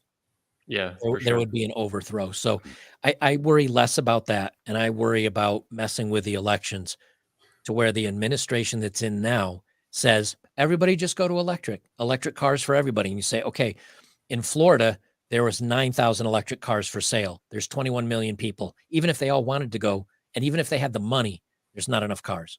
That Yeah, who infrastructure, has 50 grand laying around for an electric car? Like, you gotta be kidding me. but Or 35. even if you Yeah, did, only 9,000 of them are getting them. The other 21 million are getting nothing. yeah. So what they're trying to do is speed things up to the point it's too fast. They're getting ahead of themselves. And it's like a car going 50 miles an hour and you hanging out the door and start running, and then you let go of the car and you land, you're going to tumble and scrape off all your skin because you're just rolling. You weren't running fast enough. They're trying to stop hundreds of millions of gasoline cars and fossil fuels and everything in a blink of a couple of years. We're going to go for a tumble. We're going to get skinned up. A lot of people are going to suffer. Food may become extremely expensive or hard to get. And are you the person again that has a year worth of rice and beans and canned soup and canned jars of peanut butter last you 2 years? Do you have 2 years in your closet? And when you eat your peanut butter, you eat the oldest jar and then you buy another jar to replace it until you can't anymore. Do you Yeah, have 2 years of backup food? And it doesn't have to be these $1,000 packages. Most cans of SpaghettiOs are good for 2 years, and really it's probably good for 2.5 or 3 if you make sure to boil it before you eat it. Do you have that backup? If the answer is no, that's on you. Do you have 40, 50 gallons of water, fresh water sitting around your house? The answer is no, that's on you. And if you don't worry about any of it and you say, yeah, things will be fine, look at the Great Depression. Look at WW1 and WW2. Look at what Mao did. Look at what Pol Potts did. Look what Stalin did. They all did it because, well, it's for the good. They all thought they were doing the right thing. yeah. Mao and the starvation, killing the birds and because of the locusts. I mean, when you look at all of it, and I'm not really up on a lot of that history much anymore. When you look at all of them thought they were doing the right thing for the world and society. Same thing they're doing now. They're Totally. just Yeah. they're just dumb because you got a 90-year politician that thinks they know how crops grow and how fertilizer is used and how to milk like you can't no one knows everything about everything. I So think part of the problem, though, with the dictators, like you mentioned, is the average person has seen a lot of the, like Hitler is an easy one, but they've been like cartoonized in so many movies that they think that you're like, oh, this guy was just, he thought he was some evil villain. Because that's how he's portrayed. In his own mind, that wasn't the case. None of them. They all think they're like heroes. Even if yep, they're slaughtering millions of people, like that's for some greater cause, some greater good, whatever, however they're rationalizing it in their head, right. in their cult. Look, even the tree huggers today, everybody that's Yeah. the Extinction Rebellion and everything. Okay, let's no more fossil fuels. All right, what if it stopped tomorrow? Do you have a garden? Do you have your own place? Are you self-sufficient 100%? Do you have a fireplace with hordes of wood that you can burn during the wintertime? If your answer is no to all that, but you're on the extinction or the Extinction Rebellion, no more fossil fuels, if it gets cut off tomorrow, you'll starve to death. And when you're laying in bed hungry and you say, "Oh, but I saved the world," as your stomach is gnawing your backbone because you're so hungry, their tune will change real quick. We're in such an easy society that Yeah. it's easy to say, well, I want these things and I want, well, it's because it's easy. Everybody that's all in on socialism, how many of them have gone to Venezuela? Zero. Guess what happens if you go to Venezuela? Holy crap. Well, they just did it wrong. Okay. Experiment Yeah, and let me know how that. they're eating zebras out of the zoo, man, down in Yeah. Venezuela. Like, Yep. And yeah, everybody that's ever done socialism or communism has just done it wrong, but will do it right. But the people that are protesting, the people that are marching, the people that are fighting back against the government, if the government actually gets overthrown, guess who's the first people to get ended? The people that helped you overthrow the government because they don't want you to do it again. So yeah. they want to keep the sheep. The true believers, they wanna, yeah. Well, no, the true believers are the ones that get axed first, because Yeah, if you help, yeah. So if you help overthrow the government and the government gets replaced, they say, okay, all you got that helped us, you're gone because we don't want this you to do it again. the Soviets were notorious for this. The Yep. Soviets, when they took power, I think the Leninists or whatever, the true believers in communism, they didn't really want them, they just wanted power. First one's gone. Yeah, And only the top, everybody thinks they're going to be in the top of the revolution, and they're going to yeah, benefit while everybody else suffers. No, no. You think we got an oligarchy now. Wait until there's only 20 people at the top instead of 2,000 or 20,000 or 2 million or yeah, whatever. But yeah, but again, uh, I'm not a conspiracy theorist. Do I think any of this is really going to happen? No. I'm 99.9% sure that the WF isn't going to work, and the next elections will swing back to a moderate, reasonable course of action, and we'll find some middle ground. But that 0.01% or 0.1% is enough that I lose sleep at night. yeah. It is enough that I worry about it. I see the food shortages that happened during the lockdowns. Now, if you look at some of the financial experts and the fuel experts and the food experts and the fertilizer experts, and you listen to the farmers, and a farmer says 250 a gallon of diesel, what I was paying before, it'll be $6 or $7 when we harvest in October. That alone will raise the price of food 60%. And I'm paying 3 times for the fertilizer, and the diesel to transport that food from the farm to your table is going to be twice or 3 times. When you start adding that all up, you say, okay, that loaf of bread that was $2 will be $8. Yeah. And even if you have the money for it, there's a lot of people out there that'll say, you know what, I'll cancel everything. I'll let my car go back to the bank. I'll be late on my mortgage. I'll just buy food and I'll hoard it. You might have all the money in the world. It doesn't mean you're going to have food. Yeah. So that 1% can keep me awake at night. So I'm You're going to old do. enough too. You're 49. I'm only 33, but I even have enough awareness at 33 that like America used to not be like this, and seeing it drift so first slowly and then more rapidly, and now like hyper speed, like you were Yep. talking about earlier, like falling out the side of a car. I think you have a significantly bigger perspective on that. I remember the 90s as a kid. You were an adult, Right. like, and that Right. was pre 9/11, pre ultra surveillance state, all the woke crap. Like there was a little bit of PC stuff, I guess, and TV, Not, but not much it was really. it was very mild compared to now. Oh Yeah. yeah. The So I boom. mean, just I was a teen during the booming 80s. It was a good time to be wow. alive. Yeah. But I was also a youngish child, 6, 7, 8, 9, in the 70s. I Mm. remember the oil crunch. I remember cars going from, 67 Chevelle with a 396 cubic engine with a six-pack carburetor on it that would go 0 to 60 in, you know, pretty fast time, although they mostly went sideways when you stomped on the gas. But, Wow. you had these amazing muscle cars, and they all got to these weak. Go look up at a 1985 Camaro. I mean, because of the gas crunch, where Mm. people were in lines for gasoline. We may go back there, Soon. right? Yeah. Yeah, the price may keep going, and here's the thing that people don't think about. When it's like that, it's gonna be your diesel trucks. There's a lot less localized, farmers markets and food suppliers than there used to be in the '70s. The next time we hit it, a lot of our food comes from overseas. So what happens when the delivery of bananas and apples don't show up and there's no carrots, and you better have a game plan. Yeah. And if you don't, I think you're gonna. I don't think starvation type stuff. I'm not that pessimistic about it, but you better realize that you may not be able to pay your electric bill, and you may not make your car payment because you're putting it all into food, and you'll be lucky to get whatever food there is. Could it get to that point? It could. There's How a whole important? there's a whole spectrum of like really serious risks, and even there's just some of these are a really small percentage of happening, but it can still happen. And even if it doesn't, there's a whole range of crap leading Yep. up to that that's not as bad. But even if it's half as bad, holy shit! Like, yeah, you can't pay your electric bill, you can't pay your car bill, You Right. can't buy that $13 latte. You could almost afford it when it was $5, but now that it's $14, you're screwed. Like, or whatever. And add it all Yeah. together. I mean, what are the odds Yeah. that we go through another bug where we have to do mail-in voting? Yeah. I don't know about you, but those in power, if they want to keep power bad enough, they usually look for ways to cheat. Yep. I thought this monkeypox was going to be the uh, next version of that, but apparently it doesn't transmit well enough through the air to scare everybody. Yeah. But will they come up with the next round? Yeah, they might. What if it's flu season and they decide to tell everybody it's actually another variation of COVID or whatever? They could do it. Would it surprise me if they did? No. Would it surprise me if they decide, well, we got to do mail-in voting and oh, look at that, it's taking us 6 days to count again. And I don't know what Yeah. percentage was or wasn't or how it affected it or didn't it.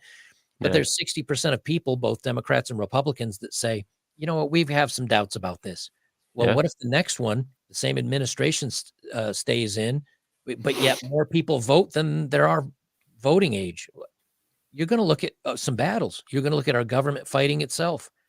And then does it tear itself apart? And then do whoever's in power stay in? I don't know any of these answers, but I've seen enough in history to know that you either A, understand history, or B, don't trust your government. You can't do both. Well, Yeah. I know history decent enough to understand what Maoism, what Marxism, what, this, some of these gender theories coming in and indoctrinating kids and opening borders to try to get certain voting demographics in. Like, you can see it all. It's just, do you worry about it enough to lose sleep and do something about it? And if the answer is yes, doesn't mean you can do something about it in time, but it means you can, maybe pass on that next graphics card for your gaming rig and go out and buy a year's to two's worth of long-term food. Hmm. And the worst case scenario, if you have 365 cans of soup that cost you $3 a pop, $1,000 worth of soup in your closet, you know what? Those 450 calories a day, you'll lose a lot of weight, but probably enough to keep you alive if you got a couple jars of peanut butter to go with it. Yeah. And if it ends up going bad or whatever, donate it, take it as a tax write-off. I don't think about the ramifications to society or what it means or I worry about the ramifications to me.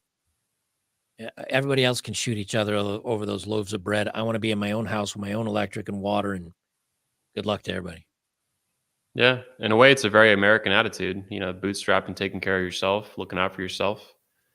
I just Can't don't blame think you. I don't think the global look what happens just from one small country, Ukraine, and the fertilizer being lost from Ukraine. We only Yeah. get 3.5% of our oil from Russia. We only got 3.5% a year ago. So look at the prices from just 3.5% of the oil being cut off from Russia, right? Look at the prices of the fertilizer and the grain. And these are only two countries. Now, what happens if a country the size of China goes? Or China gets in a conflict with Australia, that gets in conflict with, or what if they take over Taiwan and you can't even buy? I mean, the simplest, this little light that I have right here, this thing, it's got a Chinese or a Taiwan chip in it. Yeah. Won't be able to. What if China just takes over Taiwan and says no more chips? What happens to our F-15s and our fighting jets and our Well, TVs? Emperor Biden said they would step in with the military, right? And then they walked back on that like a day later. Well, Biden said it, but his administration went, no, I can't. Yeah. Yeah. We're not going to do that. But what if we lose the manufacturing chips? Yep. What happens when during the summer when I had my bus and it broke down, there was a graveyard of trucks. I put a YouTube shorts up on it. There was a graveyard of 40 or 50 trucks there. And I asked one of the guys, like, what's going on with all the trucks here? Is this a graveyard or a repair shop? Joking around with him. He said, well, it's a repair shop, but people don't realize, like, a sensor for a transmission or a sensor for an O2 sensor, it's got a chip in it. There was a chip shortage. Chip shortage, no sensor, no trucky, no drivey. Yeah. So you've got a $100,000 big rig sitting there waiting on a $3 computer chip. Well, what if they just cut them off? No cars, no trucks, no repairs, no TV. Our battleship gets broken and you need new it's gone.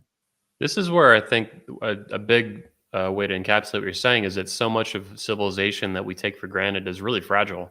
Yep. Like a $3 chip from Taiwan that gets hung up on a boat off of California, it holds up The whole $60,000 car. the car and then the truck and then the bananas and the apples and then the diapers and the toilet paper, like, yeah, it's fragile, man.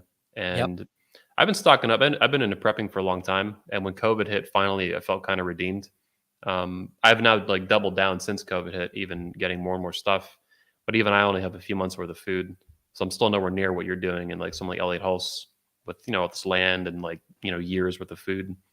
Yeah, Right.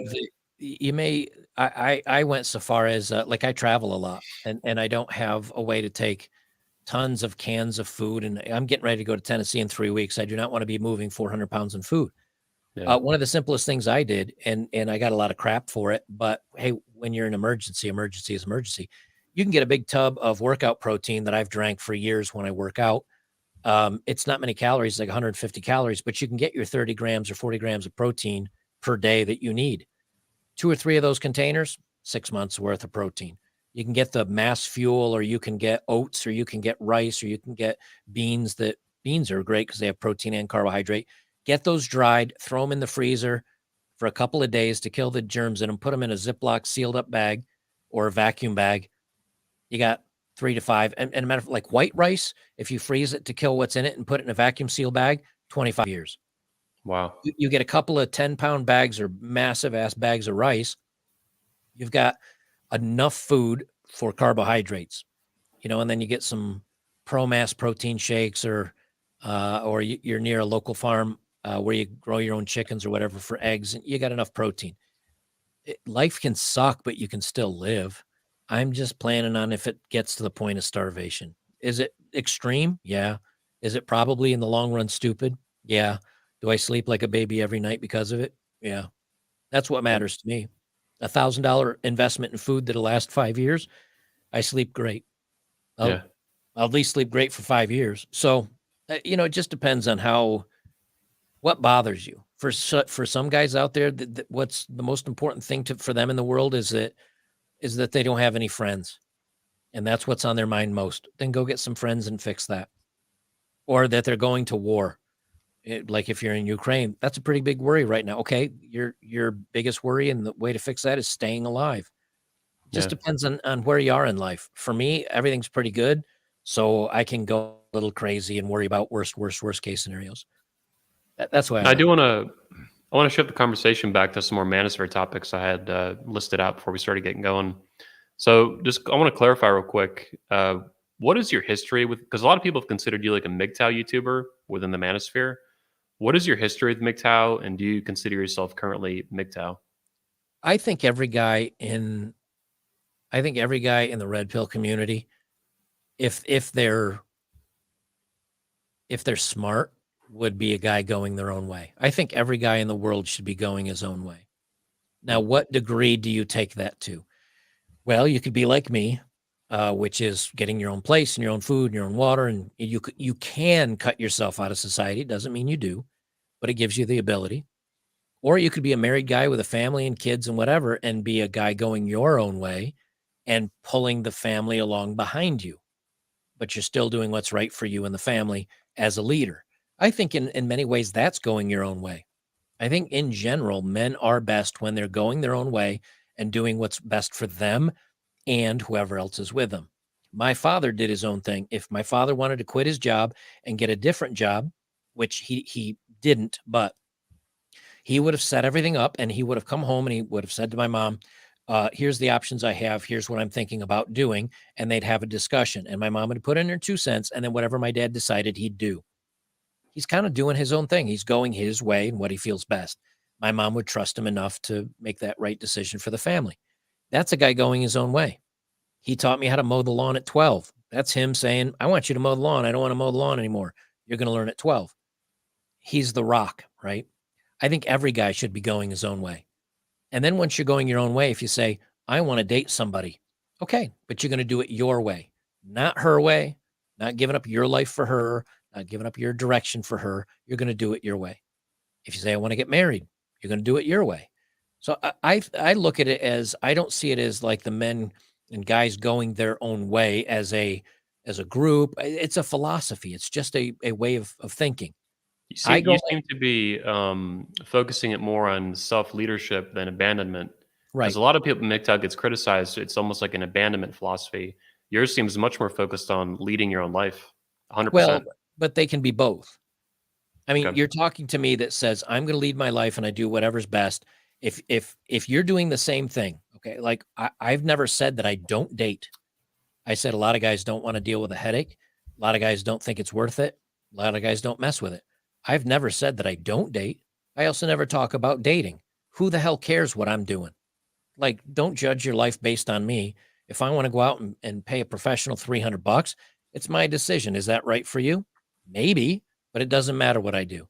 If I decide to date a cute 24-year-old that I don't know, has nothing to bring to the table other than being cute and fun and sexy, fine. But that should have no bearing on how you live your life. That's why I don't talk about, well, I do this and I do this and I do this. Who cares? And the only thing you should do when you're going your own way is do what's best for you. That's going your own way. And if that means getting married with kids, then go your own way that direction. If it means abandoning everybody, then do it that way. You can do it all. I can get my property and I can build my own house. And the only people I'll owe for the government is my tax on my land. But my electric and my water and my septic and my food and everything else that can be completely cut off from society. I can build an electric fence and be completely self-sufficient, 100% hermit, done. That's cutting yourself off from everything. But all I have to do is leave the house, jump on my motorcycle, drive downtown, get on a dating app, go out with a couple of cute girls, maybe go out with a club, maybe have some fun, make some friends, go down to a pool hall. Now I'm cut off from society if I want to be, or I'm completely out there with a bunch of friends and date. You can have it all. You can do anything and everything you want to. It's just, what do you feel like doing in the moment? I may decide to hole up for a year and then say, I'm tired of being holed up. I'm gonna get on a dating app or hire a professional or go make some guy friends or go ride motorcycle with this group, go to this coffee shop this Tuesday and join this photo club or whatever. And before you know it, in 3, 4, 5 months, I've made some friends. I'm maybe dating, maybe doing whatever I want. And then after a while, I go, nah, I'm tired of this. Y'all suck. And then hole myself up in my little garden of Hermitville. Yeah. No decision do you make in life is 100%. It can be if you want, or it doesn't have to be. Going your own way means going your own way. If you want to cut off society, do it. You want to be a part of society but be selfish, do it. You want to live in an apartment and be downtown and you're selfish with your time and who you pay, great. But as long as you're doing it for yourself and not for anybody else. The minute I go to the gym for a girl, the minute that I move across the country to hang out with a woman, the minute I get married just so I can have a woman in my life, that's not going your way. That's you giving up you to make somebody else happy or making a sacrifice to hopefully uh, get something that benefits you. That's not going your own way. Hmm. Going your way means you're going to do it for yourself. Everything you do for yourself. For smart men, that means not getting married because you might be getting married for yourself, but when she decides to divorce you and take your crap and you have to pay stuff to the state and the lawyers come after you, you're not doing anything for yourself anymore. You're doing it all for her and the government. It's Yeah. always focusing your life around what's right for you first, foremost, everything else. That's the way I see it. And if that means cutting yourself off, then cut yourself off. If that means dating and being on a dating app and jumping through hoops, go ahead as long as you're doing it for you and for the right reasons, not validation, not to feel important, not to feel lonely. Those are all bad reasons for doing it. Yeah, a lot of it ends up being social pressure. What people, the sheep, that's what I think the sheep phenomenon, I would say the sheep will like, they're just responding to each other. Maybe Sure. some other people pulling strings, but a lot of it's a social pressure. I have to do this, I have to do that. I remember when I was younger, 2009, I had a friend who was older. He was about my age now and was like early 30s. He got married to a girl, ended up blowing up in his face 5 years later, had a kid and everything too. But he actually told me, I'm like, why are you getting married? I wasn't like super anti-marriage at that point, but I was familiar enough in the pickup artist community that I had seen a lot of guys get burned, and he had too. He was Right. in it too, and he was like, "Look, man, a lot of guys my age are getting married. It's just like what you do." And I'm like, "Dude, like," and I tried chewing him out about it. I'm like, because he was a friend. I'm like, "No, man, like that's fuck, dude, for Right. anything in life." A And yeah, eventually it blew up in his face. lot of Romanian people, chick too, Romanian trad chick. Yeah. Well, again, they're traditional when they're home, and when they get over here Yeah. and they kind of get indoctrinated in all the woke feminist, all that, it's really easy to become untraditional. That's why I say Yeah. if you're gonna marry a foreign chick, you better plan to stay there Yeah. because you bring them over to the West and they get the buzz of, oh, you can leave him and take his money, and that guy over there is hot. Yeah, it's a lost cause. I remember even Um, in Poland, the girls were their follower accounts on Instagram I would meet in Poland, there were like 100, 200. The social media use there even was different, even though they had the same access to it. They just yep. didn't care about it as much. It was interesting. It was less about validation and more about staying in contact with friends. Yeah. Yep. I So think that's a big part. another Manosphere question I want to bring up. We talked about it a little bit, but the Johnny Depp, Amber Heard stuff, the Me Poo, hashtag Yeah. Me Poo. Yeah. Um, well, I didn't watch a lot of it, but I stayed up to date on the biggest parts. In the end, Johnny Depp won. She is, I think, appealing it now, or he's going to try to appeal. She That's probably can. going to It's blow up in her face. likely because Yeah, the 2 million that she was awarded was because of what Johnny Depp's attorney said, yeah. not what Johnny Depp said, and they were never able to link Johnny Depp actually saying it to the attorney. So on Wow. appeal, that could actually get overturned, and she might have to pay 10 million instead of 8 million. So her But net worth will be negative 10 million or something.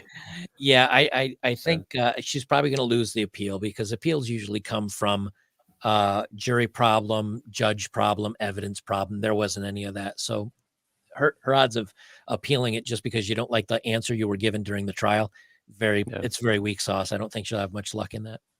Do you think it was? A lot of people are saying in the Manosphere, even a lot of fathers' rights guys, men's rights guys, Paul Elam, Eric Carroll, friends of mine, they're saying this is a win for men.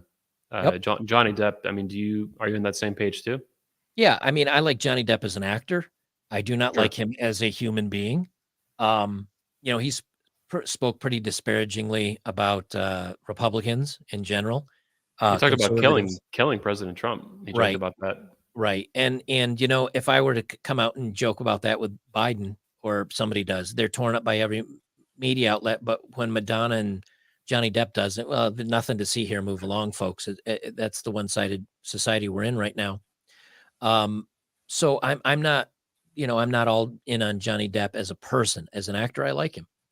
I touched on it on my videos, and I touched on it on my content because what it does is it starts poking another hole in the also me movement, as I call it, because if you call it the other one, that'll get you demonetized on YouTube. I found out.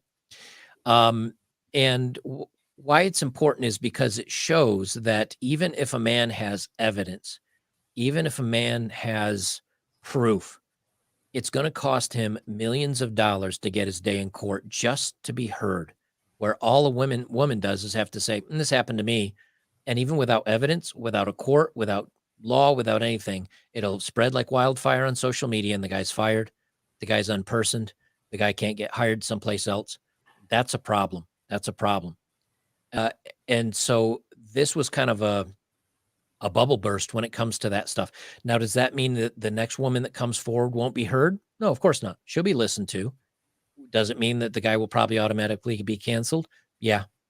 But at least this is a start to the conversation. And it was viewed by so many people that now when you have a reference and you go, hey, look what happened to Johnny Depp. I mean, there are instances.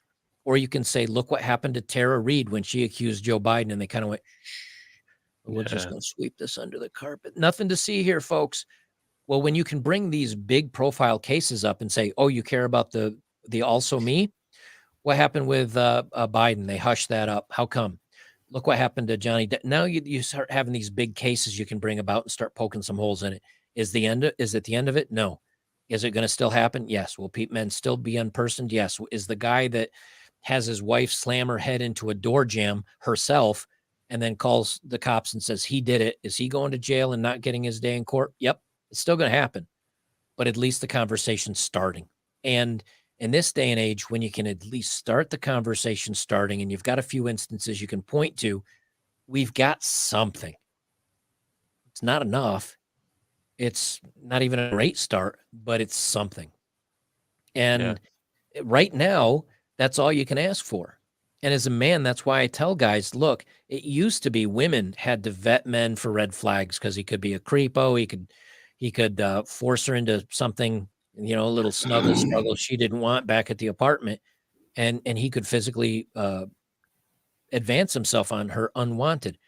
I tell men now um, that not only is that still a risk for women, but if men do not vet these women for red flags and see if they're BPD or on the spectrum, or regret, all of a sudden regret is now equated to, well, I said yes at the time, but I didn't really want to because I felt I would make him feel bad, so it's his fault.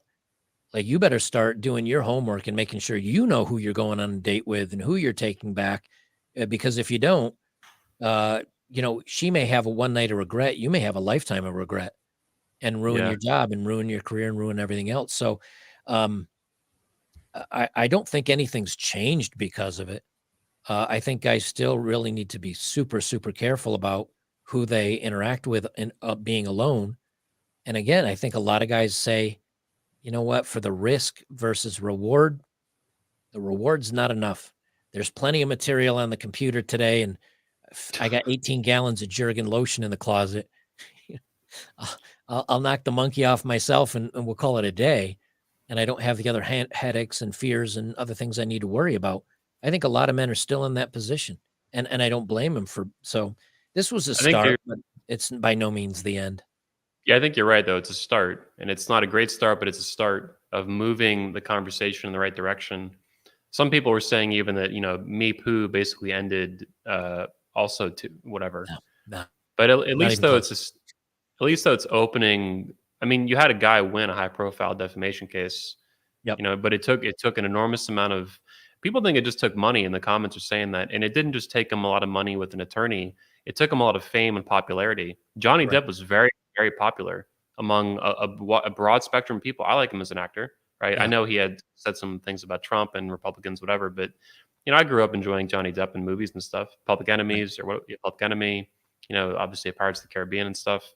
I had no problem with him as a man, but at least he had enough fame and popularity, enough he had enough power as an adult and as a man to win this battle. Even I Right. think in PR, which really pissed off a lot of the mainstream media and stuff.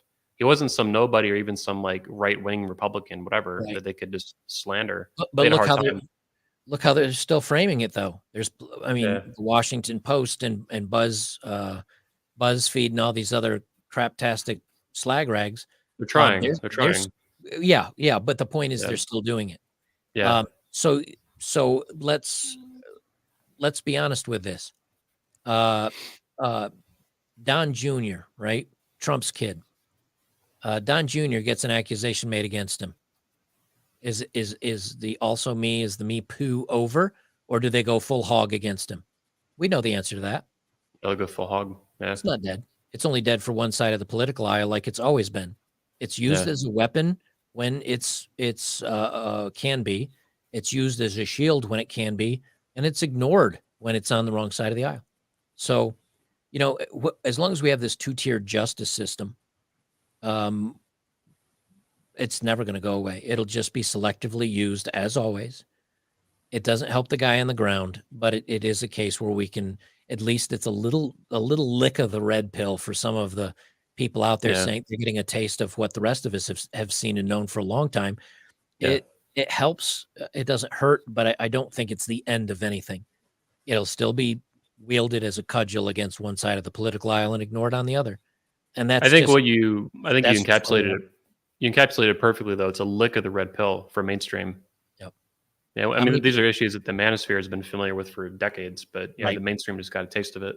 Yeah, and how many normies watched that case and went, "Wow, man, that is Yeah, not a good person." And so then maybe when their friend says something, or yeah, maybe when they hear something else, they'll go, "Well, we'll see. I'm not sure about that." That's better than, well, I mean, he obviously did it. Why would a woman falsely say, "Okay"? At least we now have a little bit more of a maybe that's some pause. And it's going to take a lot more of these cases and a lot more instances until it really is the end of it. But yeah. it's a start. I'm kind of wondering about what'll happen eventually with Will Smith and his wife. Like, I don't see that. I don't think it's going to be a Johnny Depp moment, but No, I, everything that happens will be his fault. yeah, He's toxic. He's aggressive. even if she drove him to it, even if she said before the or after the show, I'm glad you did that. That really, none of that'll come out. She's already going to put it on him. Hmm. And this is what weak people do. It's what some women will do. It's what some men will do. They'll take no accountability, and they'll use it to prop themselves up and push somebody else down. Crabs in a bucket. Anytime they can, they're going to drag other people down just to try to elevate themselves. And if you don't think how bad it can happen, look at I must have watched, I don't know, 100 hours of the Depp case. I Wow. watched virtually all of it. The only time I didn't, it was some of the remote recorded interviews because I found that pretty boring and none of it really was that. I watched almost all of it, not because I care about Johnny Depp, because I had a woman that lied about me and lied to me about what she was doing behind my back. And boy, she was a saint until she turned into one hell of a sinner. Yeah. And I wanted to see if I could see those same manipulations in Amber Heard, and boy, could you. The Yeah. tears, well, the attempt at tears, but the tears and the lying and the being overly dramatic. And what did she do the minute she walked out of the out of the courts? This is why strong men get away with so much. Bitch, we just saw all your Yeah. evidence, and it was your stories against everybody else and the police and his friends and his bodyguards and photos and makeup. We saw all the proof. And she still came out and said, this is strong men have such an advantage, even though he got canceled from everything. And I still had roles, and Hollywood didn't want to talk to him anymore, but I had L'Oreal stuff. But he's the winner out of this. We saw it. We saw it. So manipulation at its finest, man. And a lot of guys Yeah. say that, hey, this happened to me, man. At least I I didn't had go to jail, or at least I got away from it, or at least I didn't lose everything. But what do you do when you see somebody flip like that went from the angel that you said I do to the woman that would bury you under the court with a dry eye and a smile on her face? Same woman. And a lot of guys say, man, I watch out for this stuff. How did I get Yep. that's this? It's not going anywhere. It's here to stay. I think it's just going to be wielded selectively. Yeah, one of our speakers, Michael Foster, he's a Christian pastor, but he's like pretty based, pretty red pilled, I'd say, by a long shot. But he calls it's a multi generational problem, like feminism and woke and all this stuff, but particularly feminism. And I think it's a really good way to put it. It's like this can't be fixed, even with the nice win like Johnny Depp stuff.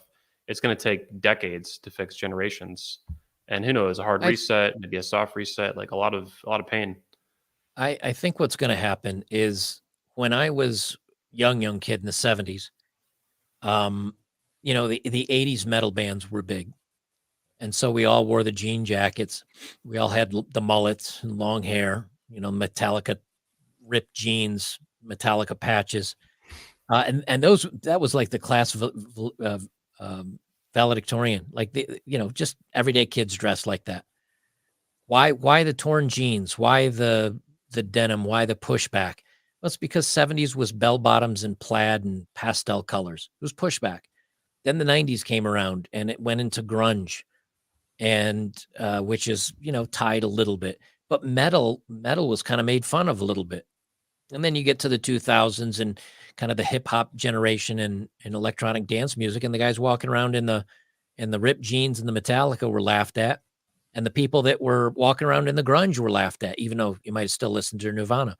What happened is the next generation came out, and they looked back at the other ones and they say, whatever you're representing, we want to separate ourselves away from that. Like, we see you guys and we think you're ridiculous. I think what's happening with Generation Z today is they're seeing that boys can be girls and girls can be boys, and the pink hair and the Karens screaming about everything and the breakdowns over pronouns and all this other stuff. And they're like, you guys are nuts. You're very uncool, because every generation feels like that about the one before them. You're very uncool. You're problematic. We're going to make fun of you. We're going to goof on you. And so they're going to goof on them, and they're going to make fun of them. And instead of continuing down the rabbit hole, they're going to flip in a different direction. And I think that's what's happening, is that this generation, Gen Z, if you want to call them, and maybe the ones before that, they're the ones that the kids are going to be screwed up with. Mommy has not Stockholm syndrome. What's the the syndrome where they want attention because of their quote sick child. This is where the mothers are coming out and saying, "Oh, my kid's trans too, and this one, Johnny wants to be a girl, and the girl's the boy." And they're going to do this, and all the classmates and all the people around these poor kids are going to say, "They're nuts. They're crazy. I want to get as far away from this as I can." And the way they get away from that is by swinging the pendulum back. And instead of saying, "Hey, you know what? I want to be a part of this, and I'm in line with these loonies and everything else," they're going to fight back by just doing their own thing. I think that's it. Now, if you guys are wondering why I just keep going on and he's not jumping in anymore, he had to step away for a second. So, welcome to the Better Bachelor show. That's the good news, though, is that for those of you that are worried or freaking out about the future, as much black pill as I talk about being able to feed yourself and everything else, I think things are going to be pushed back in the other direction and everything's going to be fine so long as we can vote in the people that we want to represent us and we don't get into this weird oligarchy slash uniparty stuff. As long as we can stay away from that, I think we'll be okay. Let's see. Let me look at the comments here. I haven't even been keeping up with the comments. That's why, see, this is nice because when I'm a guest, I don't have to look at the comments and be in charge of anything. I can just Munchausen. That's it. Thank you, Mustang Chris. Yeah, Munchausen by proxy. Yeah, that's what it is today. It's the Munchausen.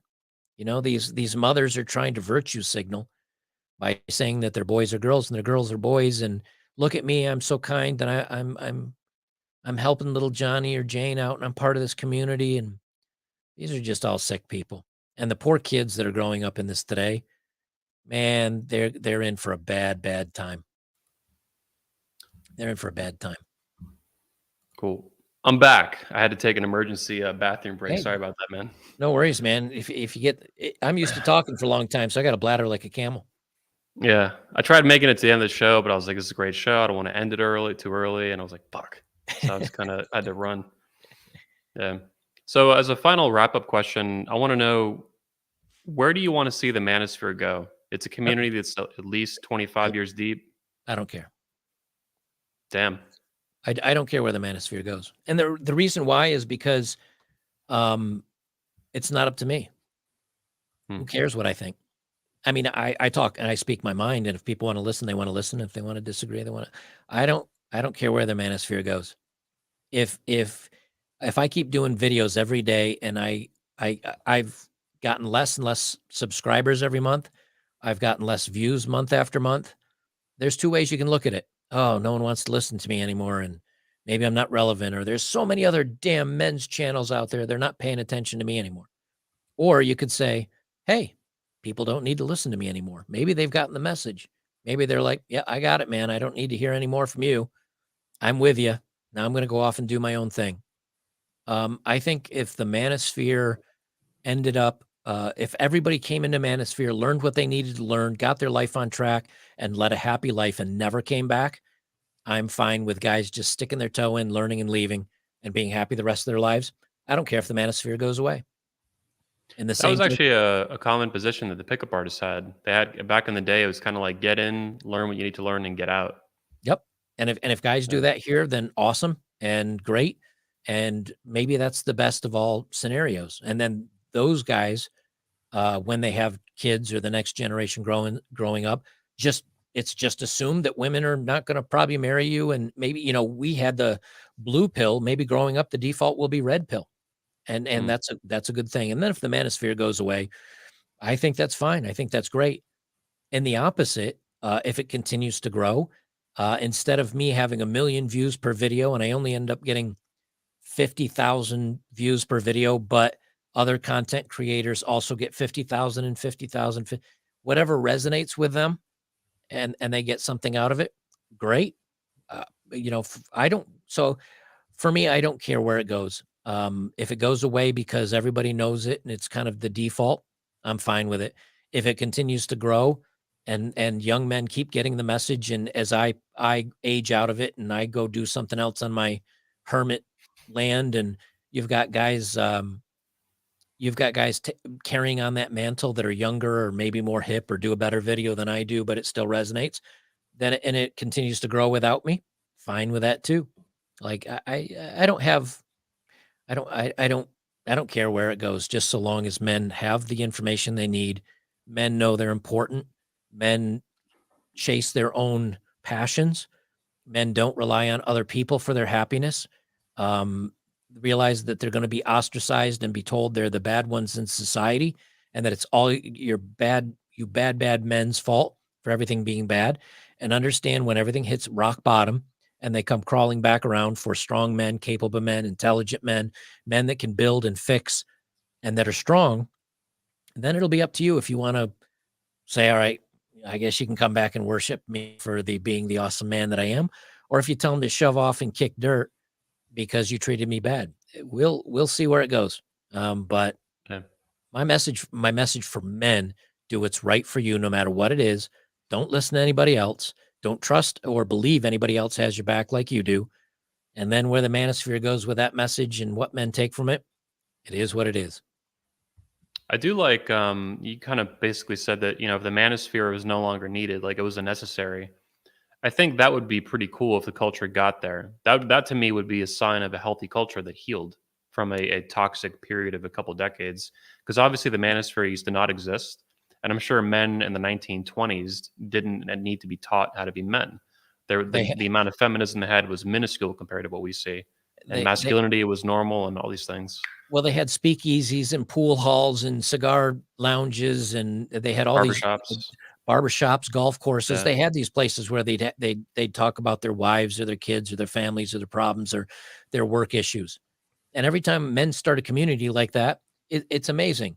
Men's only golf course. Women want in. Women want in. Women want in. Women get in. And then the guys naturally are going to say, "Well, here's a dirty joke I heard at work the other day. Oh, how dare you? How dare you?" How dare you? Throwing my own sound clip there. Yeah. How dare you? This is not acceptable talk. And men say, well, we want a place where we can talk and we can be whatever. And so men find a new spot and then women want in and men, well, this is a place where men have found women will come in. Oh, They'll listen. let me interject here. This is a tough question Yeah. directly related to what you're saying. What do you think about women now getting involved in the manosphere much more heavily these past a year and a half, 2 years? I mean, in different Um, ways. Each channel kind of does it differently. We even do like a women's conference, but that's a women talking to women and right. stuff. It's different than what the rest of the manosphere is doing. I think genuinely there are women that want men to be strong and women to be allowed to be women. And there are women like that. But then there are also chameleons and grifters. And the problem Yeah, is, look, I mean, we know there's guys in the men's community that are grifters. So certainly there's going to be women. And you're going to tell me that a woman that's speaking about men's issues, but she's wearing a super thin T-shirt where her nipples are poking out and you can see 4 inches of cleavage. You're going to tell me yeah, she's got men's best interest in mind, or is she sexualizing herself and telling men what they want to hear so she gets lots of views and makes money off them? I yep, can't tell the difference between the two. I can't tell you who's legit and who's not. If you resonate with them and you find their message to be credible, go ahead and listen to them, but you never ask a fish how to fish. You ask a fisherman. Well, it's yeah, the same thing. How's a woman gonna tell men, well, men, here's now a woman can say, here, men, if you want to attract a woman, here's what you need to do. But most of the time, even those women will tell you, we just need to be funny. Women like funny, confident men. Oh, so Danny DeVito, if he's funny and confident, is going to slay with a woman? No, of course not.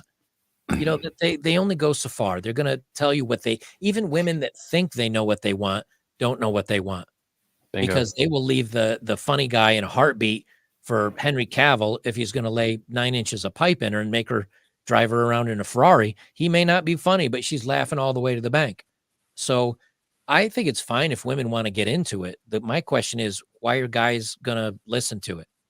Yeah. And you got to ask yourself, why do you really trust them? And there are good women that do speak about it. The honey badgers, I think it was the honey badgers. If you watch the Red Pill, which is now on Tubi, by the way, for free, the Oh, Red cool. Pill documentary, it's on Tubi right now, TUBI. You can Mhm. go there and watch the Red Pill. I think they were called the honey badgers, and I've Karen Strahan, I think was her name. She is in it for men, and she even said, because I like my man, and he's masculine and he's strong and he leads the way, and he is a positive role model. And I like my men like this. And we need Are you more. familiar with Janice Fiamengo, Professor Janice Fiamengo? I'm not. I Oh, haven't. she's awesome, man. She's like one of those like a Karen Strotham. I can't say her name either, Strahan, I but think. Janice Fiamengo is one of the ones who she's older too, like 60 or 50 something, and Right. Canadian professor, and just amazingly powerful content for men. I've interviewed her a couple times, Oh, that's and it great. just reminds me a lot of what you're saying. Yeah, Yeah, I think there are women that genuinely do want men to be strong and healthy and good, because that ultimately will make women healthy. So I have nothing yeah, against women in the manosphere. I think they're necessary because God knows women are not going to listen to us very often, but maybe they'll listen to women that echo what we feel is valuable. So I think women are integral in this kind of this battle for men and for men's thoughts and what men think about. So I'd never disparage a woman for supporting it. Just make sure they're doing it for the right reasons and they're not, glamming on for money and for the wrong reasons. Because let's face it, I mean, if me 20 pounds overweight, if I could take my shirt off and shake my ass in front of a camera and I could make $40,000 a month doing it, Joker's getting half naked, shaking his fat ass in front of a camera for $40,000. Would it be embarrassing? Yep. But you can also do it for a year or two and disappear from the world as a millionaire. dude. There's girls farting in jars making millions of dollars, man. I, I've, That's the world I've we done live in. I've done videos on it, my friend. So I'm gonna share it in the tab, in the community tab. I didn't know that. yeah, I think I did Yeah, it about a year ago when the story came out. But gross. my point is though that if guys could make money the way women are, they'd do it. I mean, there's male guys on OnlyFans that are making 20, 30,000, and these guys are jacked and six packs and good looking. Oh, dude, Sterling Cooper in the Manosphere does this. He has the OnlyFans for dudes. He takes pictures of his butthole, Yeah, like legit. hey, like that's not my way of making cash, but I'd never disparage him for it. You do you, man. So I think women are fine being here. I hope women continue to speak out about it, even if they're doing it for the wrong reasons, but people are listening to them. At least that's a damn start too. Um, I, I, I don't have anything against it. I just say if you're going to take advice from anybody, take it with a grain of salt. Yeah, If they're just complaining about feminism and saying that it's bad for women and they don't agree with it and they think men should be masculine, I think that's a positive message. I'd go for it. But when women say, guys, here's how you need to be happy, and guys, here's what you need to do for a life lesson, how do they know? Because at any point, most women can go, look, here's my boobs. Want to go on a date? And a guy yeah, will be like, yep. And they go, okay, golden parachute. I got a guy that'll take care of me. And men don't have that option. Men go homeless or starve to death if they don't make it in the world. Women almost always can find somebody that'll have their yep. back. So how can that person tell a man what he really needs to know to survive and thrive? I just don't. So I think it's a that- good way to distinguish the. It's not a perfect razor, but to distinguish the fakes and the chameleons from authentic women who want to help. It's like, are they criticizing feminism and the behavior that they see as toxic, right. or are they trying to like actually woman-splain to you how to be a man, which they have no idea ever how to do that? Or how to date women. Yeah, or how to date women. Yeah, There's so many videos of women like, oh, here's how you need to, and there's a few of them out there that are legit. Like, guys, play hard to get. Guys, have your own dreams and goals, and don't chase after her. And like, there's some legit advice out there. But for the most part, I think it was uh, uh, Morgan Freeman. I have a Hmm. new sound clip I downloaded today from Morgan Freeman. Don't chase women. They'll chase you. I remember And, the and news clip. Yes, yeah, yeah, Yeah, CNN. and Morgan Yep, Freeman has said it, like, "Don't chase women, they'll chase you." If you're chasing yep, women, you're making your number one priority, goal, and achievement in life women. No woman wants to be the priority and goal in life, because then when you get her, she's like, "Well, that's it. He's done." But if you chase after millions or independence or strength or confidence or a good job or happiness or a big group of friends or popular or whatever, that's when she looks and says, "I want to be a part of that." Well, women are not going to tell you that. No woman's going to say, here's how you get a girl. Ignore her. Play hard to get. Have other women that you also date. No. Woman's going to yeah. say, take me to dinner, be funny, be sweet, listen to me when I cry or want Be to bitch about work. yourself. Be Yeah. yourself. No, no. So I'd say stay away from the women dating coaches unless they're giving you advice that sounds counterintuitive to what you've known all your life. If a woman says the way you get women is by ignoring women and doing what's best for you in life, there's a woman coach I'd listen to. I just have never heard any of them say that. So There's like a Manosphere YouTube channel did a really good video on this a few months ago. Think Before You Sleep. You know that guy? Mhm. Yep. Yeah, he did. I think he did a whole video just mocking, ridiculing, rightly said, the female dating coaches. Because there's a bunch on YouTube. There's one I even know, an old pickup artist one, Kezia Noble. She's an ex stripper, as far as I know, and fake tits, the whole thing. And she has like 300,000, 400,000 subs, and it's like, dude, every guy following this just cares about your tits. Like they don't give a shit about. Well, they shouldn't give a shit about what you're saying. Right. It's a mess. Anybody that says men have easy mode and that we're in control of the world has never seen a great pair of tits. Because my God, does that? Yep. I busted my ass since 2019, so 3 years. I've put out 640 videos now to get 375,000 followers. There's OnlyFans girls that crush me, crush my yearly income in a month. And all they do is they go, whoop, look at this. You're going to tell me that I have it easier than her? I don't. But the trade-off is you are infinitely more logical and rational and won't blow the money on cocaine and Louis Vuitton bags. Women burn through money like crazy. Oh, dude, I used to work at a strip club, and I met 1 or 2 girls that were like, I'm in this for 3 years. What did you do at a strip club? Were you a manager? CEO of a strip club? Better Bachelor? No, it's a funny story, but I was a DJ. I was 20 something. I had a part-time job. I used to frequent this one because when I went to a strip club, I don't give any of the girls money. And I tell them right up front, like, I'm not I'm not the dude that's here to tip. I won't stare at you on the stage. Like, I'm just here because the bartender and I have had some good conversations and I like a beer and, I get to enjoy a girl walking by every once in a while. And because of that, they didn't see me as a customer. They just saw me as a guy that was hanging out. So they would chat with me and hang out, and then they'd go milk guys for money, and then they'd come back and hang out with me. And the DJ that was there OD'd on coke, and he didn't make it in for a show. And the bar manager came in, and he's like, "Does anybody know how to?" It was a 2 turntable type setup, and I'm like, I mean, if it has volume and it has a play button, I can figure it out. And I was like, this will be a goof. It'll be fun. Like, who cares? Why am I going to care if a bunch of strippers hate me? Like, I'm filling in. And I did it. And at the end of, I did it for like 2 or 3 days. And at the end of my 3rd shift, he said, hey, do you want to just like take over and just be a DJ? And I said, what's it pay? And he's like, $100 a shift for a 7-hour shift, which back in 2001, $100 for a 7-hour shift's not too bad. And you get 10% or depending on the girl, 10 or 20% of the tips. And I said, okay, well, I know some of these girls did pretty well. First night, I must have made $600 in tips plus my $100 check. And it was on a Tuesday. Wow. And I'm like, this is my new career. I quit my other job and I DJ'd for a couple of years. And, one thing that I don't even remember where I was going with the story. What was the original question? I asked you what you did at saving money. Saving money. Yeah. Women saving money. So I met a couple of the girls that I'm doing this for. One girl was married. Her husband knew what she did.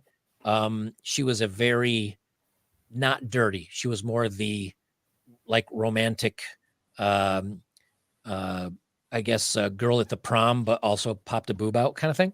Like she was a very, you'd see her as the girl next door. She kind of played it off that way. She was married. She did very well. And she put her kids, like had college funds for them and supported her husband's job. And they had a nice home paid off cash. There were a couple college girls that paid their way through college and then started saving for their house.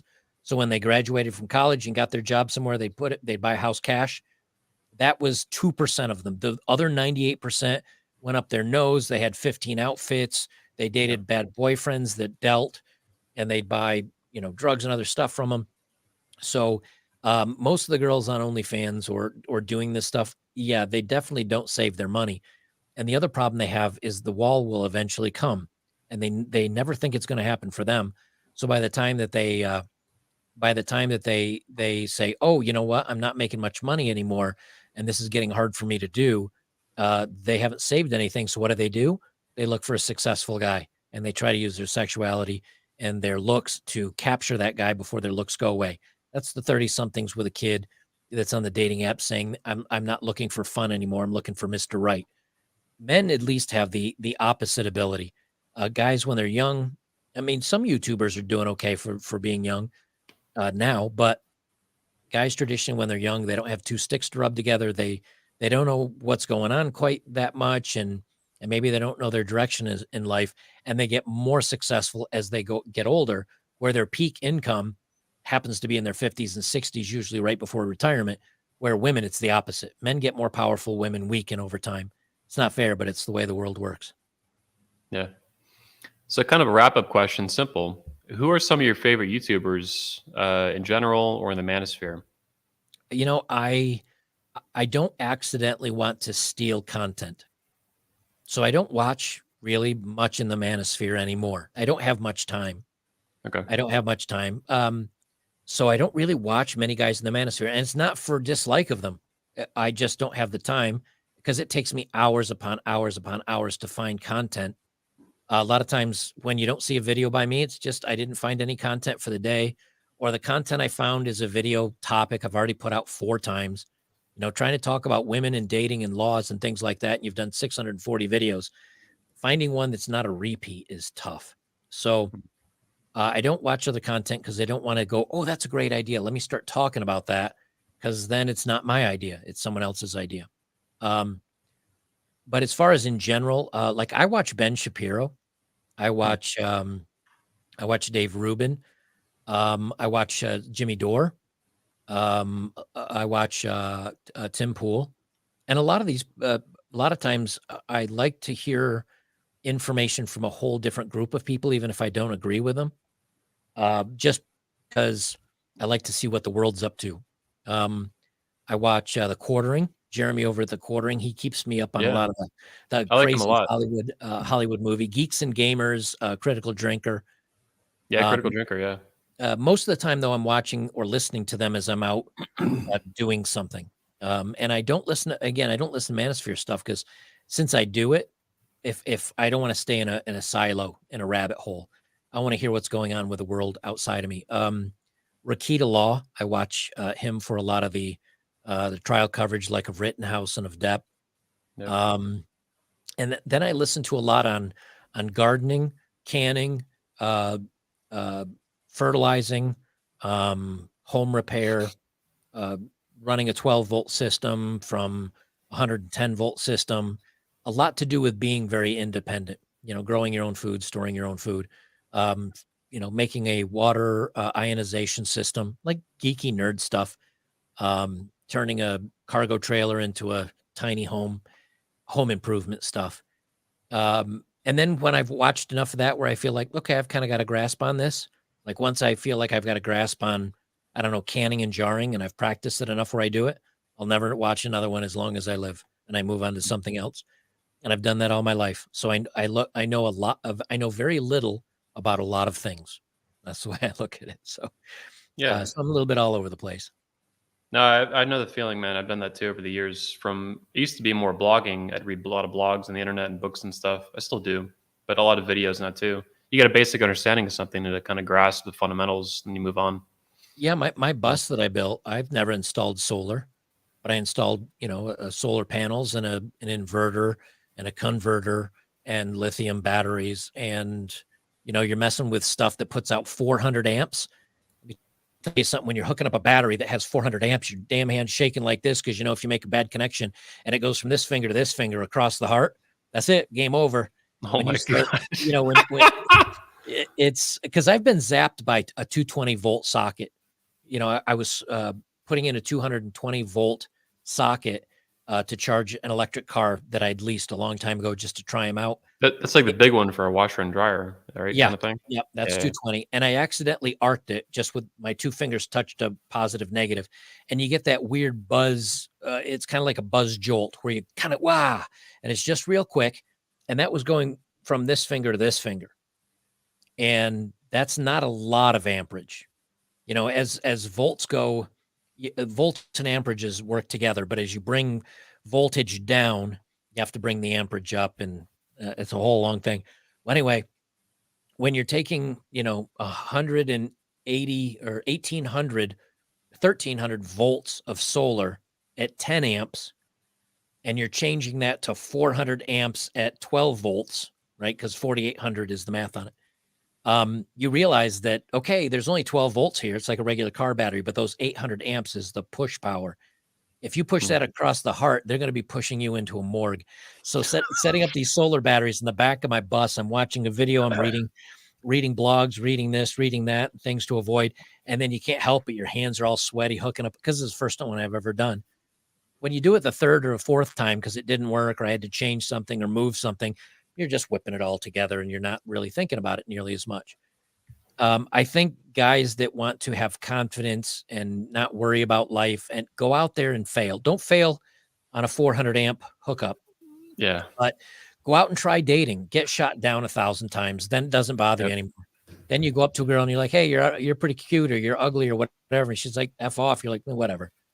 Same thing happens when it comes to building something or running plumbing or running electricity or fixing a roof or talking to strangers or whatever. Just do it and do it and do it and do it until it becomes second nature. And then at the end of that, that's where confidence and knowledge and everything comes from. It's from screwing up a lot. It's from getting things right a few times. And it's willing to put yourself out there. And if you do that in all things in life, I don't think you ever fail. You may not succeed at something, but you'll learn something positive, which is ultimately a win, not a fail. Yeah. And you do it enough and you'll never fail. Yeah, it's micro winning in a way. You mentioned, go out and talk to 1,000 women. Dude, when I found the pickup artist community from 2005, 2006, I started really going out more, but I found it 2005 until I was approaching girls pretty consistently through 2020, late 2020. And I approached like over 6,000 women. And especially early on, the earlier years from 2005, 8, 10, stuff like that, I got blown out just thousands and thousands of times.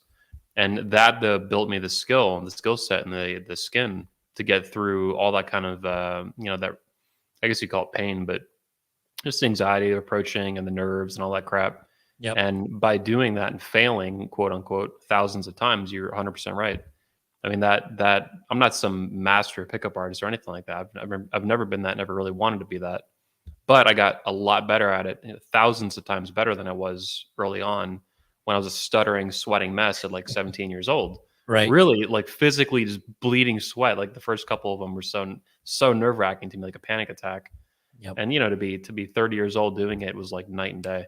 Right. And having failed, but I learned through that over the years, 15 fucking years doing it. Yeah. And that's why I think guys should do that with all things in life. Just do something until you got it down. And once you're comfortable with it, move to something else. And then by the time you are older, I'm not really that smart a guy. I've just tried a bunch of stuff and I kept doing it until it worked out. And then I said, okay, I got that, and move on to something else. And I think if guys do that, whether it's dating, whether it's jobs, whether it's talking to people, they'll have an easy life by the time they get to be my age. Yeah. All right, man. It's been an excellent conversation. I really appreciate your time. I've gotten to know you, I think, a lot better through this conversation. My girlfriend last night asked, who I was interviewing today. I was like, oh, Joker from Better Bachelor. She was like, who's that? I'm like, oh, he's like a white Coach Craig. And it was kind of teasing, fucking around, because she knows Coach Craig. Yeah. But you're a lot more dynamic than that. No offense to Coach Craig. I love Coach. But I really appreciate your time. Yeah, man. My pleasure being here. And we'll do this again sometime. I appreciate it. Thanks for the chat. I learn a lot every time I do this with someone new. Yeah. Well, thanks for watching, guys. Everybody tuned in live, episode 167 of the Redman Group. You can support my channel at 21studios.locals.com. And you can and should support Better Bachelor at betterbachelor.locals.com. You can also catch him on YouTube. Just type Better Bachelor in the search bar. I believe you're also on alt tech pretty widely, Odyssey, Rumble, and everything good like that. And you have an Instagram too, right? It's the_unknown_adventure. And I just put photos of my travels around the world. I'll be putting more up there once I'm working on the house. I just haven't had anything going on, so I haven't taken many shots recently, but. All right. Well, thanks a lot, man. I look forward to talking to you again soon, maybe in person in studio here at 21 Studios. Everyone else, I'll catch you next Saturday. Yeah, next time I get down to Florida. Yeah. Yeah, your parents live, or your mom lives in Gainesville, right? Not too far. Just outside of there. Yep. So I'll be down that way again sometime soon, I think. Yeah, let me know, man. Sounds Thanks good. a lot. Everyone else, peace out. See you probably next Saturday at 11 a.m. Thanks for watching.